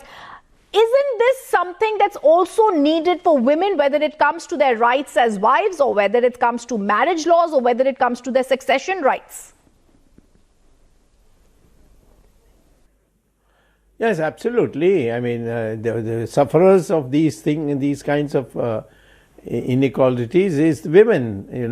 They don't have any rights, and they can be even. I mean, you can take this one step forward and say that talaq, talaq, talaq. A woman cannot tell her husband talaq, talaq, talaq, but the man can tell. He can get rid of any time his wife and just kick her out of the door and shut the door. So these are all out of date methods, you see, and I think we should not give any much attention to them. We say that the Constitution says this, and you are bound by the Constitution. It's in there in the directive principles. It is a fundamental right for the government, not for the individual, that they must implement it. So rather than worrying about what these people say, I would say the ball is in the government's court, and the government must deliver, because, and especially the present BJP government, because we have put it in our manifesto over and over again. So now let's implement it.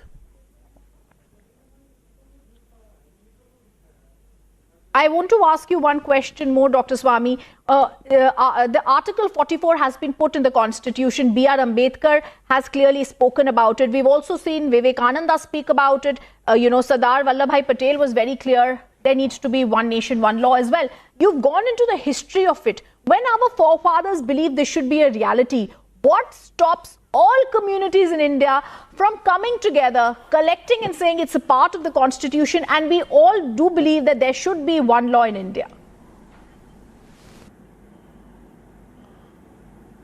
All Indians, I would say, if you took a poll, you will find that 95% of the Indians would be wanting it.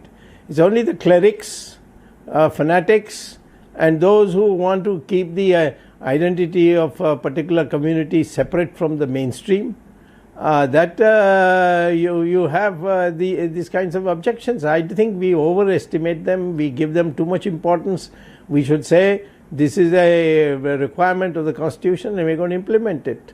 Or you bring an amendment and try and get it removed. It's very difficult to remove it from the directive principles. It requires more than 2/3 even to consider removing it.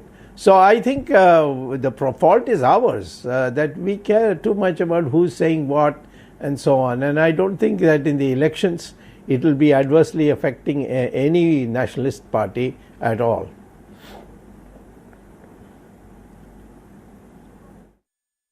Swami, as we thank you for being with us, the one takeaway we do get is it's the Union of India that needs to act on the Constitution and ensure that this soon is a reality across India. Thank you for your time. That's right. Yeah. Bye. Moving on to the other top focus today, viewers, we tell you actor Nora Fatehi was questioned by the Enforcement Directorate for over 5 hours in connection with conman Sukesh Chandrasekhar's case.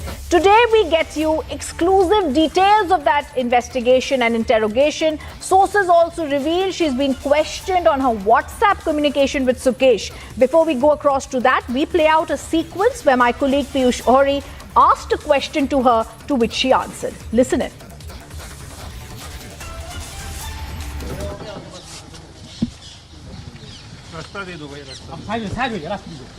Nora, did you receive some gift from Nora, did you receive gift? Nora, did you receive gift? 1 minute. 1 second, move the mic from my face. Nora, did you receive gift from Sukesh Chandrasekhar? No. Okay.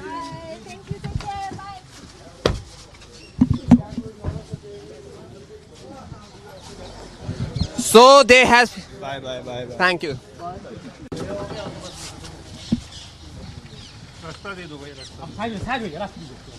Nora, did you receive some gift from Nora, did you receive gift? Nora, did you receive gift? 1 minute. 1 second, move the mic from my face. Nora, did you receive gift from Sukesh Chandrasekhar? No. Okay.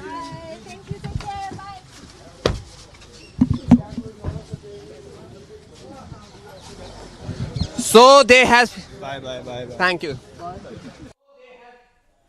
Piyush, I come across to you again, and this is very clear that the ED has said she received gifts from Sukesh Chandrasekhar. This is a part of proceeds of crime. She's been a beneficiary of it. For 5 hours, she's been examined today. There are WhatsApp communications between her and Sukesh that have been looked at. What are the details that you are picking up today?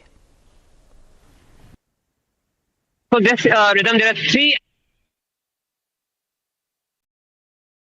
is looking at, was there a WhatsApp communication link between Sukesh Chandrasekhar and Nora Fatehi? The sources in ED say that yes, a communication link between Nora Fatehi and the second major thing which the ED is investigating is that was Nora Fatehi that was sponsored by the proceeds of crime generated by Sukesh Chandrasekhar. There has been an evidence in which it has been found that Nora Fatehi attend an event in Chennai which was sponsored from the proceeds of crime of Sukesh Chandrasekhar. And the third most important aspect which the ED is examining is that just like another Bollywood starlet, Jacqueline Fernandez, was Nora Fatehi also the beneficiary of expensive gifts being received from the proceeds of crime of Sukesh Chandrasekhar. So these are the 3 major points which the ED is looking at.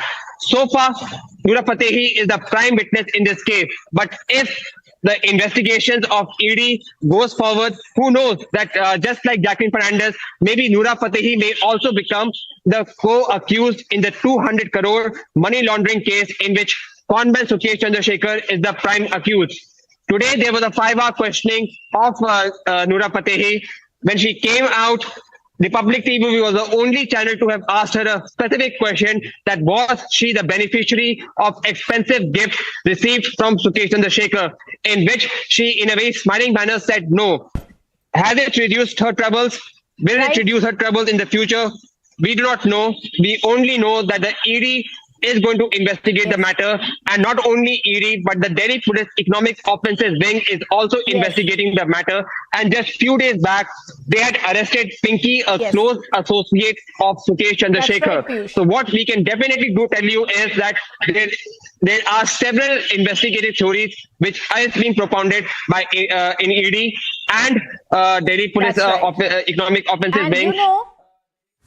Yes, and Piyush, even as the ED's investigation goes on, I have to say to our viewers We were the only channel to have asked her a question. At such times when there are people leaving the premises of the ED, it's very difficult to put in a question to which you get an answer. Piyush did that beautifully when he asked a question about the gifts. She said no, but our sources do tell us that she's possibly received a BMW car and an iPhone through Sukesh's wife in exchange for attending an event. Much more coming up on that story soon. She's been interrogated for 5 hours. Moving on to other top focus today.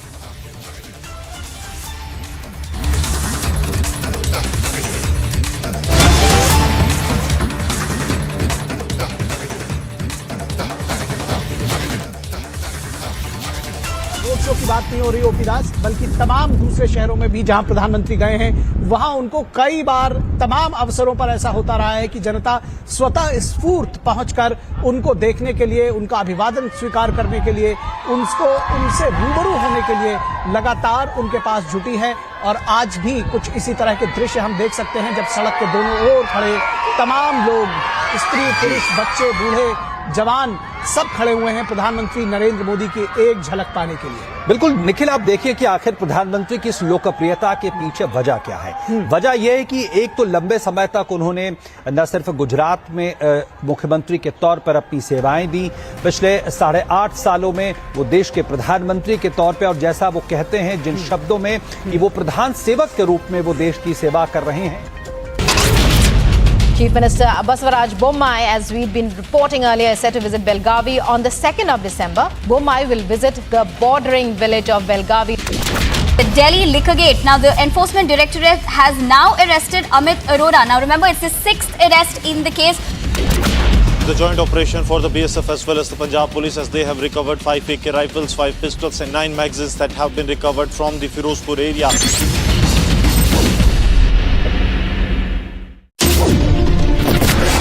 The report exposes how Robert Vadra and Huda's family conspired together in a multi-crore scam. Mr. Malia, why the question is bothering you when I'm not getting a single answer? The entire disputed land will be handed over to the Hindu parties to make a Ram temple. The mental torture of Jadhav that is consistently happening there, it's a very clear indication about how these confessions are actually doctored and taken. Delhi High Court has said the riots in 2020 evidently did not happen in the spur of the moment. We see a split verdict in the Supreme Court. The one thing that needs to be understood is what is going to happen ahead.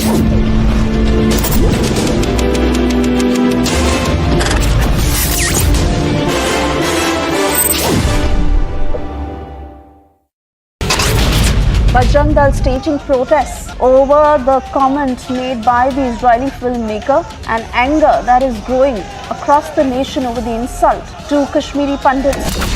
Bilkis Bano has now moved the Supreme Court over the release of 11 convicts was challenged in the Supreme Court. Bilkis demanded to send everyone back to jail. From Dibrugarh University, case of ragging had shocked the entire country.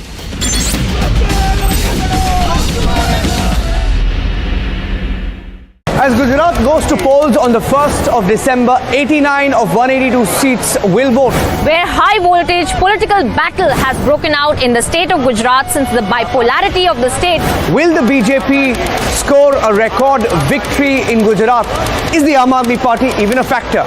Politics has been challenged for the first time. Watch the fastest updates only on India's election headquarters on Republic TV.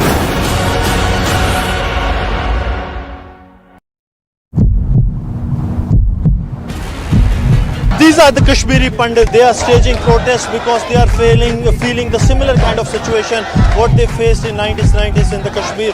And they are saying one thing that is very clear, that those who are trying to portray that the Kashmir Files movie was a propaganda, they are trying to just portray and give a clean sheet to those who have been culprits of the genocide of the Kashmiri Pandits.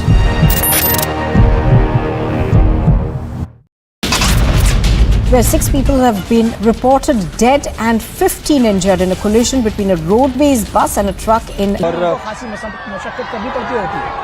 एक बार अब अपने दर्शकों को फिर से हम बता दें कि प्रधानमंत्री अहमदाबाद के सर्किट हाउस से निकले हैं और ये करीब 10 किलोमीटर का सफर तय करके सरसपुर गांव पहुंचेंगे, जहां पे जनसभा को संबोधित करेंगे। और प्रधानमंत्री कल भी यहां मौजूद हैं। लगातार चुनावी सरगर्मियों में प्रधानमंत्री भागीदारी कर रहे हैं और सीधा संवाद कर रहे हैं जनता से। और ये दृश्य आप अहमदाबाद की सड़कों के देख रहे हैं। हमारे साथ हमारे वरिष्ठ सहयोगी विनोद जी जुड़ रहे हैं।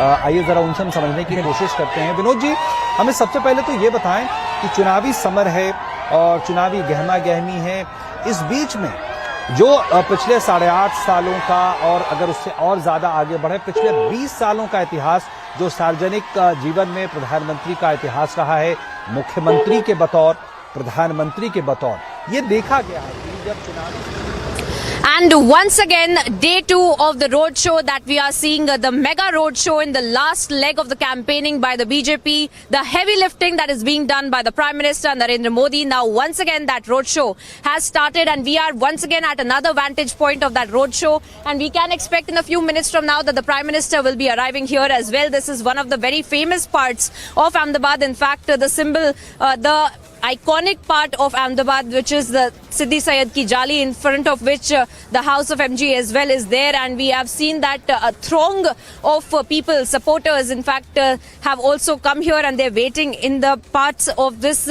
particular area of Ahmedabad, where we see that here is where the route of the Prime Minister is going to be passing by. And of course we have seen yesterday as well that the mega roadshow that had been organized with 35 vantage points and almost all of the constituencies of Ahmedabad in fact that had also been covered yesterday, and we had seen how the kind of people in fact that had also gathered there yesterday, and today is no different. We see in the second last day of campaigning for the second phase of polling that is underway by the BJP, and the heavy lifting that we have seen Prime Minister do, because even today he had 4 rallies that he had also addressed in the north Gujarat, especially in Patan, and right now as well we are being told that apart from this roadshow he's going to be ending his day of campaigning at another point of a rally that will be organized in Ahmedabad as well. In Saraspur is where the last rally of the Ahmedabad leg of campaigning for the Prime Minister will be organized as well. We have seen through the time of the campaigning, we have seen through the time of the rallies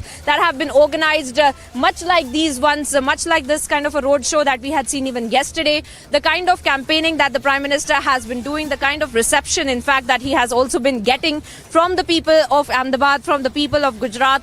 And now we see the similar pictures of the Prime Minister passing by from some of the very important and key areas of Ahmedabad, especially starting from the airport. In fact, he had just arrived in Ahmedabad, and of course he had went to the Circuit House in Ahmedabad as well, and then passing by from there, he is going to be covering several parts of Shahi Bagh, and which is also near the eastern parts of the city as well. Apart from that, the Delhi Darwaza, which is once again a very iconic place in Ahmedabad, and once again, of course, passing by a Lucky restaurant that is also a place of a very popular joint, in fact, where people gather as well for, and we see that apart from the Lucky restaurant, he will be passing by from this particular vantage point, from the Siddi Sayed ki Jali, where we are standing right now, and then he will be going towards the Bhadrakali Mandir as well, and he will be paying, in fact he will be doing his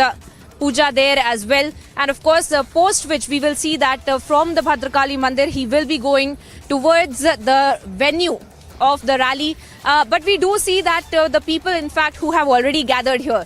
And let us also mention that some parts of the city that is of Ahmedabad, these parts of the city that are being covered right now are most of the places where the demography is also the minority community that is more in population, and we have seen the kind of the homework that the BJP had also done as far as these particular areas of Ahmedabad is concerned, and how much vote share that will they also be able to garner is something that the BJP had been talking about. But the Prime Minister getting the kind of response that he does, even in yesterday's roadshow was the same, and we see the similar pictures today as well in eastern parts of Ahmedabad, where we do see that the majority of the people have come out to greet the Prime Minister, to get a glimpse of the Prime Minister as well.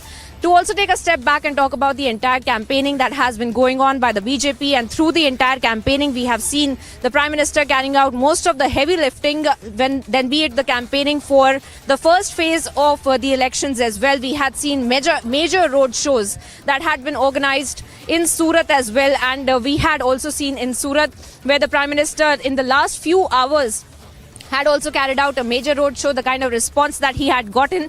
And of course, the first phase of polling has already passed us by yesterday. And yesterday itself, we had seen how even in the constituencies going into polling in the second phase, that is in Ahmedabad and Gandhinagar, there was a roadshow that had been organized.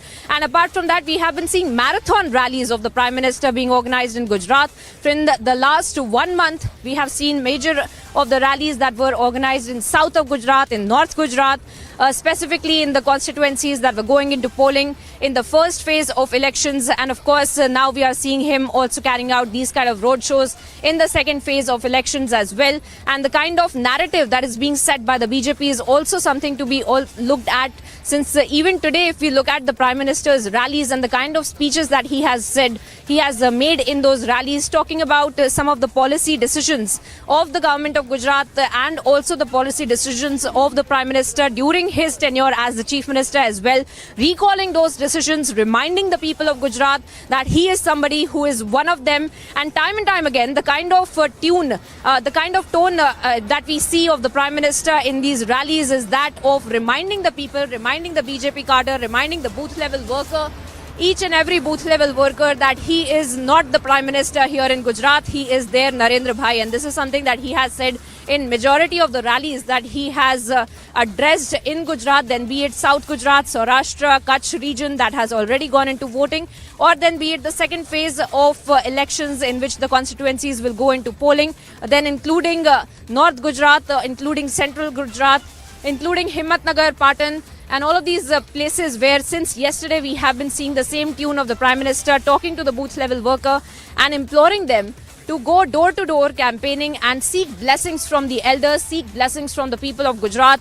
For the people of Gujarat, who he is not a Prime Minister, he is somebody, in fact, who is their own Narendra Bhai, is something that he has tried to remind the people of Gujarat, remind the cadre of the BJP in Gujarat as well. And we have seen the kind of push that he has made as far as the voter turnout is also concerned, because we do see that from the time of his rallies that were being organized in the first phase of elections, he has been imploring the people to go out and vote.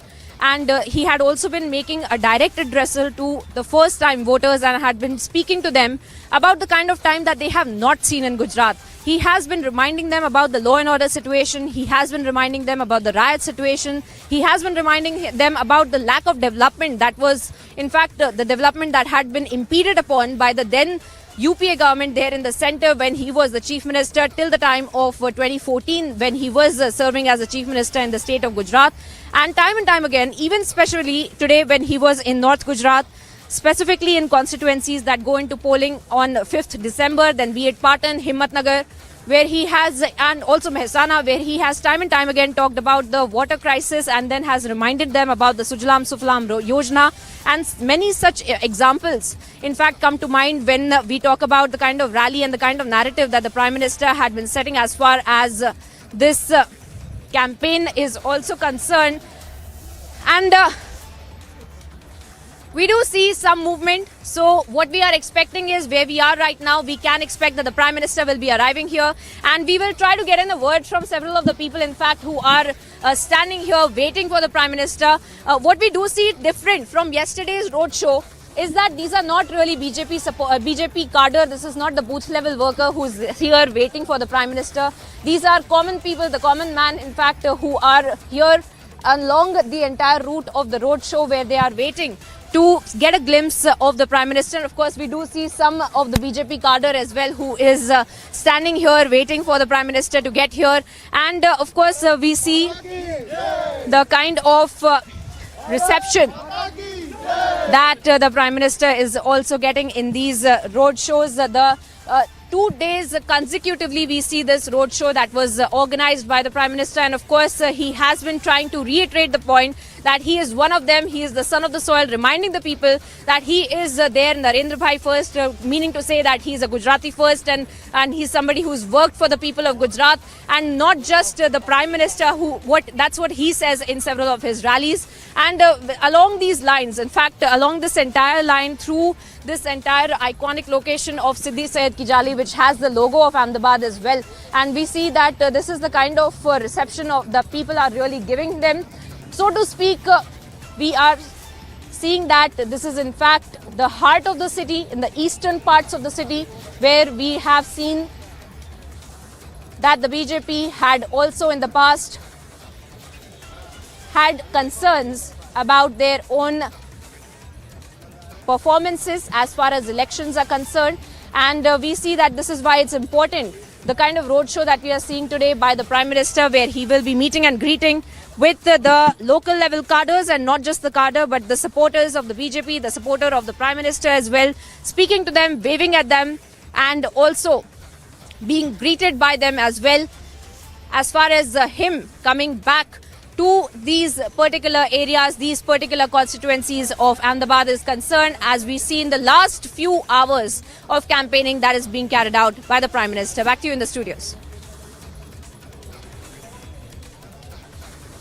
All right, Priyanka, we were in fact looking at those, two different images on our screens. One is obviously the Prime Minister. This is the second leg of his roadshow in Ahmedabad. And even the Union Home Minister Amit Shah, remember, right now is in Vadodara, and he is also right now in the middle of a massive roadshow. So, Priyanka, it's important again and again to reiterate that any election is also a perception battle. And, more so for a party that's been in the state for 27 long years, to be able to draw such amount of crowds, this energy of the Prime Minister, that no doubt is unmatched, that he's been continuously on the ground, he's been interacting with people. What does that say, Priyanka? Well, that's exactly right, Deepti. As I was mentioning, through the day, if we look at the itinerary of the Prime Minister, we get to see that there are at least 4 rallies that he's addressing. Even today, we're just talking about today, and we have seen him making rounds in North Gujarat. He was earlier in Patan and has spoken about some of the things that I had been talking about in terms of reminding the people of Gujarat that he is one of them, that he is son of the soil, and that he is somebody who has worked diligently as their Chief Minister, and he's been trying to send across that message across the rallies that we have seen to the run-up to the first phase of voting as well.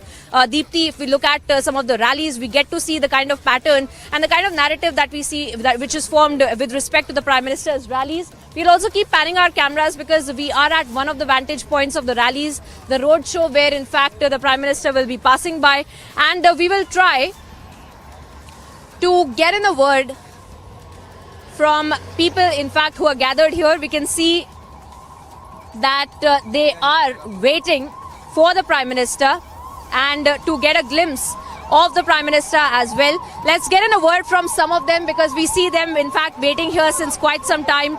Let's get in a word from them as to what are they really thinking about this entire campaigning, the entire elections. In fact, this is the security route that has already been set for the entire road show. And we will get in a word. In fact, very, very interestingly, Deepti, we do have this very iconic place in Ahmedabad, and we see that the House of MG as well. This is the place where, in fact, the Prime Minister has greeted and met with several of the international dignitaries. We have seen that the Japan Prime Minister as well, Shinzo Abe as well, that had come here. He had met and had a dinner with the Prime Minister here in this place. This is the House of MG, and that is the place where, in fact, we see most of the international dignitaries that the Prime Minister greets and meets and dines with is usually here. Let's get in a word from several of the people who have gathered here. In fact, we do have some of the prominent faces here as well, and we are seeing that they are also waiting to greet the Prime Minister. Sir, we see that a lot of the staff of House of MG as well out there, a lot of customers as well that have come out specially to get a glimpse of the Prime Minister. What are you making of this entire campaign? What are you making of the kind of response that we see on the ground? I think we should now focus on him because he should be arriving soon, But I think it's great, and it's a wonderful thing that he's greeting people. I hope he takes time to... And he is just passing by from here. In fact, we do see right now in just across from us, passing by from here, and the kind of response that he is getting from the people. And of course, he is covering majority of the constituencies of Ahmedabad in the eastern parts of Ahmedabad specifically, and going towards the Bhadrakali Mandir. In fact, now he is going to the Bhadrakali Mandir, and he will be paying his respects and carrying out a puja as well. The throng along of the roadshow that we see, the kind of energy of the people, in fact, on the ground as well, Deepti, that we get to see in these campaigning rallies, in these roadshows of the Prime Minister. In fact, people who have gathered here to get a glimpse as well. Sir, आप बताइए, आप PM के roadshow के लिए यहाँ पे खड़े उनको देखिए. मोदी साहब के लिए खड़ा है. अच्छा, पूरा उन्होंने कल भी इतना सारा रोड शो किया, इतने सारे जगह पे गए, वो किस तरह से आपको लग रहा है कि पूरा कैंपेन चल रहा है बीजेपी का, इलेक्शंस का? बीजेपी जीतेगी, बीजेपी सरकार बनाएगी हमारी. आप भी सपोर्टर हैं यहाँ पे पीएम को देखने के लिए? हाँ, पीएम को देखने के लिए और मोदी साहब को देखने के लिए.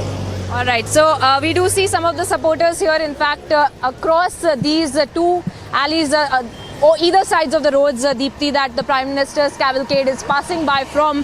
We see people, in fact, that have gathered here right in front of that very iconic Siddhi Sayed Jali.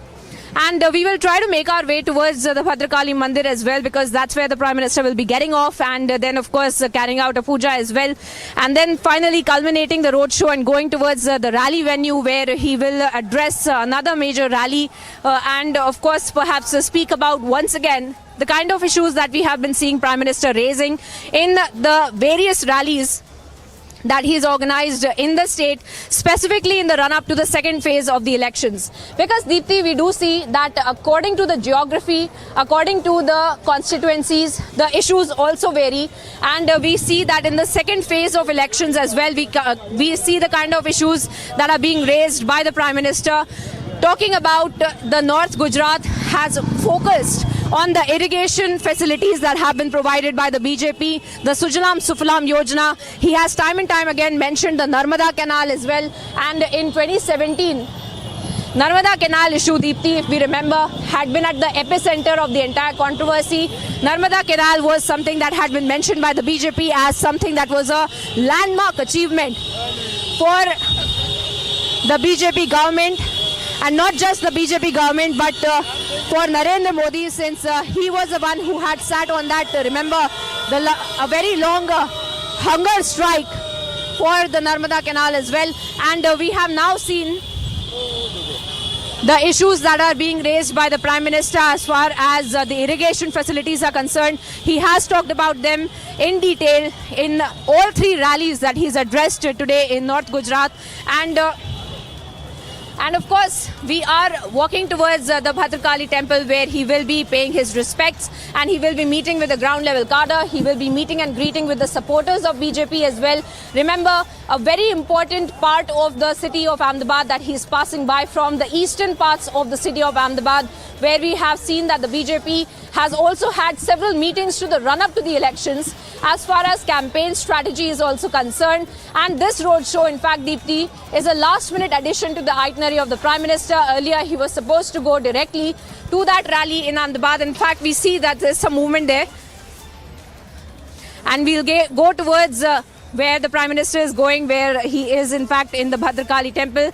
And the kind of number of people that have gathered here is also a telling sign of how he is being received in these parts of the city, in the eastern parts of the city as well, where we have seen that the BJP has had strategy meetings as far as the vote share and the vote percentage is also concerned in these particular areas of Ahmedabad as well. And we have also seen in the eastern parts of the city, where the majority of the Congress MLAs have also been contesting and winning from and garnering their support. And of course, the vote share, of course, counts for a very important factor as far as the campaign of the BJP is also concerned. But of course, we're right behind where the cavalcade of the PM is. He has right now just gone to the Bhadrakali temple. He will be, and he has in fact reached the temple right now. He is at the Bhadrakali temple. We are getting those images for our viewers. First on Republic, as far as this mega road show is concerned, where he had started right from the circuit house. He had just arrived in Ahmedabad, and that really goes to tell us the kind of campaigning that the PM is doing. Over the past few days, Deepti, we have been noticing firsthand on the ground how the Prime Minister has been carrying out these various rallies, back-to-back rallies from morning till late night. we see that he has been addressing various rallies and talking about various issues that concerns the people of Gujarat. He has been having that personal connect, that emotional connect that he usually has with the people of Gujarat, and has spoken to them about some of the issues that concern them.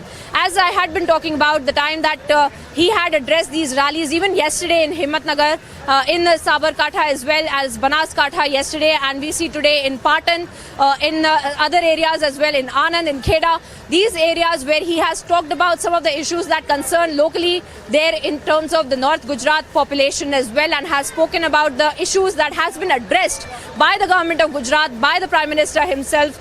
He has reiterated the times of the COVID-19 pandemic. He has reiterated the times of the vaccination drive that has been undertaken by the government of Gujarat as well. He has reminded the people of Gujarat as far as the COVID-19 pandemic era was also concerned, as far as the vaccination drive, and also has spoken about several of the health benefits that had been provided by the government of Gujarat to the people of Gujarat as well, as far as the medical bills are concerned. And very interestingly, we have seen that in all of these rallies, he has time and time again made the directly spoken. He has mentioned in his rallies and directly spoken to the booth level workers, as I was earlier mentioning. But not just that, he has directly spoken to the women voters as well. And he has time and time again talked about how the kind of health benefits that have been given to the women of a family, and he has made a very emotional speech. At least 5 of the rallies that I have been able to count over the last few days, he has mentioned this, that the women of a household suffer in silence, and that for any development to happen, the women of the household need to be empowered. He has time and time again talked about the kind of medical bills that women are concerned about, because of which they don't really speak up about the kind of issues about they might have been facing as well. And of course, we are going to still keep staying with the images of the Prime Minister going to the Bhadrakali temple. And once again, as I had been speaking about the kinds of issues that he has raised with women and with the first-time voters, with the booth level workers, directly speaking to them, and perhaps we can expect something like that of similar lines in today's last rally in Ahmedabad as well, as we track the mega roadshow of the Prime Minister here on the ground in the eastern parts of Ahmedabad, passing by from areas like Shahi Bagh and then the Delhi Darwaza, and of course going to the Bhadrakali temple right now, and will be culminating the roadshow in perhaps 20 minutes from now. And I believe our senior executive editor Abhishek Kapoor is also with us in the studios. Abhishek, over to you, since you have also seen Gujarat very closely. You know the state, you know these areas where he's passing by. If you could also share your insight as far as these particular constituencies are concerned, and what it really means when we look at these pictures of the Prime Minister passing by from these particular areas as well. I must say you are doing a fantastic job there, Priyanka, and Prime Minister in the pictures we can see is praying at the Bhadrakali temple, almost the presiding deity of Ahmedabad in the old city, and there is also the area which is inside the fort and next to the fort wall, in fact, and I believe the prayers are just getting over, and just goes on to show this road show today that all that Prime Minister is putting in by way of effort, by way of hard work, insofar as BJP's campaign is concerned. Remember, he's the Prime Minister of the country, and I mean, just okay, it's his home state, but the fact of the matter is that BJP is typically seen by most opinion polls as being in comfortable position, and despite that, if he's spending 4 hours on the road, covering 50 kilometers, almost all the assembly segments in Ahmedabad yesterday, and following it up with another road show, almost similar, little less in strength, in length, but covering many of those old city areas, beginning with the Ahmedabad airport and then going on to those old areas, and then Saraspur and this Bhadrakali temple in Ahmedabad. And from here on, he would be moving to Saraspur, and that's a little bit on the outskirts, but that in effect gives you an idea of the kind of effort he's putting in to make sure that people are mobilized, cadres are mobilized, voters are mobilized, obviously in support of his party, which is the BJP. And we have seen as a build-up to the campaign, Prime Minister increasing his visits to Gujarat, inaugurating many of those development projects, owning it up. Essentially, we have seen the campaign really centered around Narendra Modi, which it's not just about Gujarat, which happens everywhere. But the interesting bit is that we saw Prime Minister leading from the front in a state like Bengal, where it was clear that the BJP is not coming to power, taking it upon himself, the entire responsibility. And I believe that's what leaders do. They take the responsibility, the onus of success and defeat upon themselves. So in Bengal, even if the BJP was not coming to power, Prime Minister led from the front, and we are seeing that in Gujarat, where they're comfortably perhaps coming to power. In the pictures again, the prayers just getting over, and the priests finishing up, just ending the prayers, and now Prime Minister, in fact, leaving after taking the blessings from the priests. Outside in the pictures, these are people waiting on both the sides of the roads. We have seen them come out and greet the Prime Minister. By some accounts, it was about 10 lakh people yesterday, and that's a significant number. That should constitute, in those constituencies, that should constitute a substantial number of electorate, a percentage of electorate in those constituencies. We are also getting it, and also, if you look at it, Prime Minister covering 50 kilometers yesterday and about 15 odd kilometers today. He's out again and back to his carcade in the car, and again he would be engaging with the masses, with the support base of the BJP, and greeting them and taking their greetings. He's someone who's loved. You've been mentioning it all along. It's a mix of the development projects that have been carried out by the BJP, in a way taken forward from where Narendra Modi, the Chief Minister, left after he became Prime Minister. The roadshow has begun again. And one would say, as a political observer, maybe this overdoing that we are seeing by way of roadshows, by way of Prime Minister's non-stop rallies, 4 or 5 rallies a day, this could also be because there is this thought that nobody could have filled the big shoes of Narendra Modi in the state. We have seen 3 chief ministers after Modi left Gujarat, between Anandiben Patel, Vijay Rupani, and now Bhupendra Patel. Obviously, so there is this thought that people might come to believe that this is a BJP government, but this is not a Modi government, and that's the reason why Prime Minister needs to be seen. And we are seeing that getting reflected in the number of rallies, number of roadshows, and for example, I was noticing that this is the first time perhaps the Prime Minister stayed overnight in a city outside of Gandhinagar, because typically he would stay in Raj Bhavan whenever he travels. But this time he spent the night in Surat as well, a say politically significant, sensitive city, having consequences for the Saurashtra region as well, though Surat happens to be in South Gujarat. Local dynamics at play. Remember, just last year, viewers would recall how the Gujarat government was changed lock, stock and barrel, in the sense from Chief Minister downwards. The entire cabinet was replaced with a new one, and almost the entire cabinet did not have any earlier executive experience or political executive experience. On the one hand, it did cleanse the government of any anti-incumbency or perception about anti-incumbency. At the same time, it brought in relative inexperience. So obviously, the burden has to be shared between the Prime Minister and the Union Home Minister, 2 veterans from the state.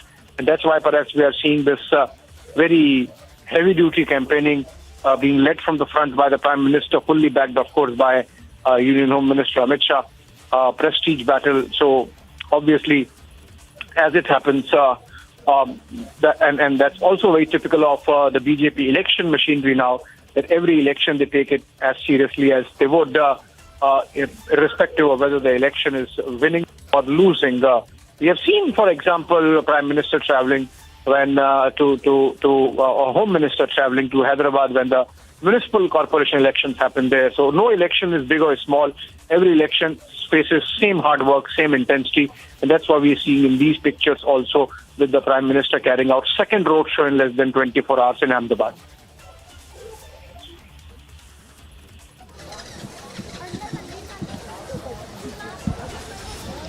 Well, that's right, Abhishek. And once again, we see that he is carrying out that mega roadshow and passing by these very important constituencies, as you were also mentioning, in the eastern parts of the city of Ahmedabad, passing through some of the iconic places of Ahmedabad, including the House of MG, including the Siddhi Sayyid Ki Jali, including this Bhadra temple as well, where he had just passed by from, had gone in and carried out the puja, and then of course will be going towards Saraspur and carrying out the last rally, addressing the last rally in the second last day of campaigning, that is in fact going to culminate in a few hours from now. And we will see even tomorrow that majority, in fact, of the rallies that will also be organized. And we will also get in a word from some of the BJP workers. We have seen them also waiting here, working here. And of course, we have seen some of the supporters as well who had gathered here at the Bhadra temple and had been here through the route of the Prime Minister's roadshow, and had also, had also been waiting to get a glimpse of the Prime Minister, as well as we had seen even yesterday. And we'll try to get in a word from them, because we see that a lot of jubilant faces here, since they have just met with and seen, in fact, the Prime Minister, who has passed by from here. All right, we'll get in a word from them to understand what's really been the kind of mood on the ground as far as the BJP workers are also concerned. अच्छा, आप लोग यहाँ पर wait कर रहे थे, आप लोग कार्यकर्ता है बीजेपी? नरेंद्र भाई 2022 में यहाँ पे विधानसभा तो 150 प्लस जीतने के है, और ये ट्रेलर है, पिक्चर तो 2024 में है। नरेंद्र भाई थर्ड टाइम प्राइम मिनिस्टर बनने के, हर हर मोदी।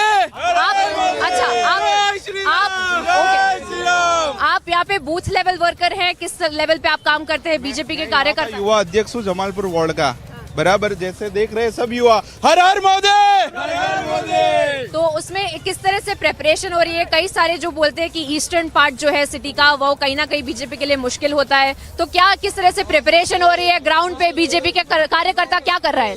इसलिए अभी जिस तरह का जो सिटी एरिया है, कोट विस्तार है, यहाँ मुस्लिम पॉपुलेशन ज्यादा है, पर अभी जो जिस तरह का नरेंद्र भाई का स्लोगन है, सबका साथ सबका विकास, आप डेवलपमेंट देखिए, रिवर फ्रंट देखिए, मेट्रो ट्रेन देखिए, सब कुछ, और वो लोग भी अब नरेंद्र भाई को चाहते हैं, दिल से चाहते हैं, और हम उनके बीच में जाते हैं तो वो लोग बोलते हैं हम इस बार नरेंद्र भाई को ही जिताने वाले हैं। और ये जो और ग्राउंड पे कहते हैं कि जो त्रिकोणा इस बार इलेक्शन हो रहा है, आम आदमी पार्टी भी आ गई है, किस तरह से ग्राउंड पे आपको लग रहा है कि बूथ बूथ पे जो वो कैप्चर करने की बात कर रहे हैं, क्या वो कर पाए? आम आदमी पार्टी का यहाँ पर 182 सीटों पे उसकी डिपॉजिट भी बचा नहीं सकने वाली, और बाकी की सीट बीजेपी 150 प्लस है, Bharatiya Janata party. So that really is the sentiment as far as the BJP's ground level worker is concerned, and they have been speaking about how the kind of work is being carried out on the ground as far as these particular areas are concerned, and they are in fact speaking about the kind of work that they are also doing in the run up to the elections. And of course we will see the kind of reaction that we are seeing on the ground as far as the workers, and not just the workers, the supporters in fact that have come here to see and get a glimpse of the Prime Minister. We see more of the BJP workers here who had been gathered, because this is of course the Bhadra temple where the Prime Minister had gone on inside and carried out those puja, that ritual. And but we also see the kind of work on the ground that is being carried out. This time, Deepthi, Abhishek, we will have to see the kind of work that is being done on the ground as far as the booth level workers are concerned, as far as the ground level cadre of the BJP is concerned. And important to note that this is the cadre that the Prime Minister had been addressing directly, speaking to them in that minute level management as well, speaking to them about each and every booth and talking about getting 100% voter turnout, A, to begin with, and B, of course, to work on each and every booth for garnering support for the BJP as well. And this is the kind of work that he has directly been speaking about in those mega rallies this time around that we have seen that the Prime Minister addressed. Specifically, even in the last 48 hours, as we saw at least 8 of the rallies that the Prime Minister had addressed, had spoken about these entire issues. Even yesterday, we had seen those things being talked about by the Prime Minister, addressing the booth level workers, addressing the ground level cadre of the BJP, and imploring upon them to go on and carry out their work diligently, because this is something that he has said, that this is the cadre of the ground level, this is the cadre of the ground level party that makes a candidate win or lose, makes or break a candidate. That is the kind of ideology that we have seen that the BJP has been operating about. As far as each and every election that we see that is carried out in the state of Gujarat, then be it the 2017 elections, which was of course the more crucial part, the more crucial election, we had seen there was a level of anti-incumbency that the BJP had been facing the last time because of the Patidar agitation, because of the first election being the one carried out in the state when the Prime Minister was in Delhi. He was not the serving Chief Minister of the state. But we have seen that even in last election and even in this elections, even as the Prime Minister has gone to Delhi, he has been talking about how this is the people of Gujarat who have sent him to Delhi, and that even though he's sitting in Delhi, he has not forgotten the people of Gujarat. And that is the kind of connect that we see that the Prime Minister trying to create with the people of Gujarat, with the cadre of the party on the ground as well. And yet again, today as well, we can expect similar lines in the Ahmedabad rally as well. Now, apart from that, this time, as I was mentioning, as compared to the 2017 elections, the kind of anti-incumbency that the BJP had been facing had also been pacified because of the kind of government change we have seen. The serving Chief Minister Vijay Rupani had also stepped down, making way for Bhupendra Patel. The kind of government of Gujarat 2.0 that had been made last year, and since then Bhupendra Patel has been the Chief Minister. The kind of anti-incumbency that the BJP had been facing or had been stating that they are seeing on the ground at least had also been pacified. So that another issue that the BJP feels is not going to be a factor that is going to work against them as well. So all of those things taken into consideration and then looking at them vis-a-vis in terms of the kind of speeches that the Prime Minister is also giving goes to show us a little bit, gets us a glimpse into the kind of strategy and the game plan of the BJP at least for the elections. And we of course are on the ground tracking each and every rally, each and every development as far as elections are concerned. And it is day 2 of the roadshow that is being organized by the Prime Minister in Ahmedabad and in Gandhinagar.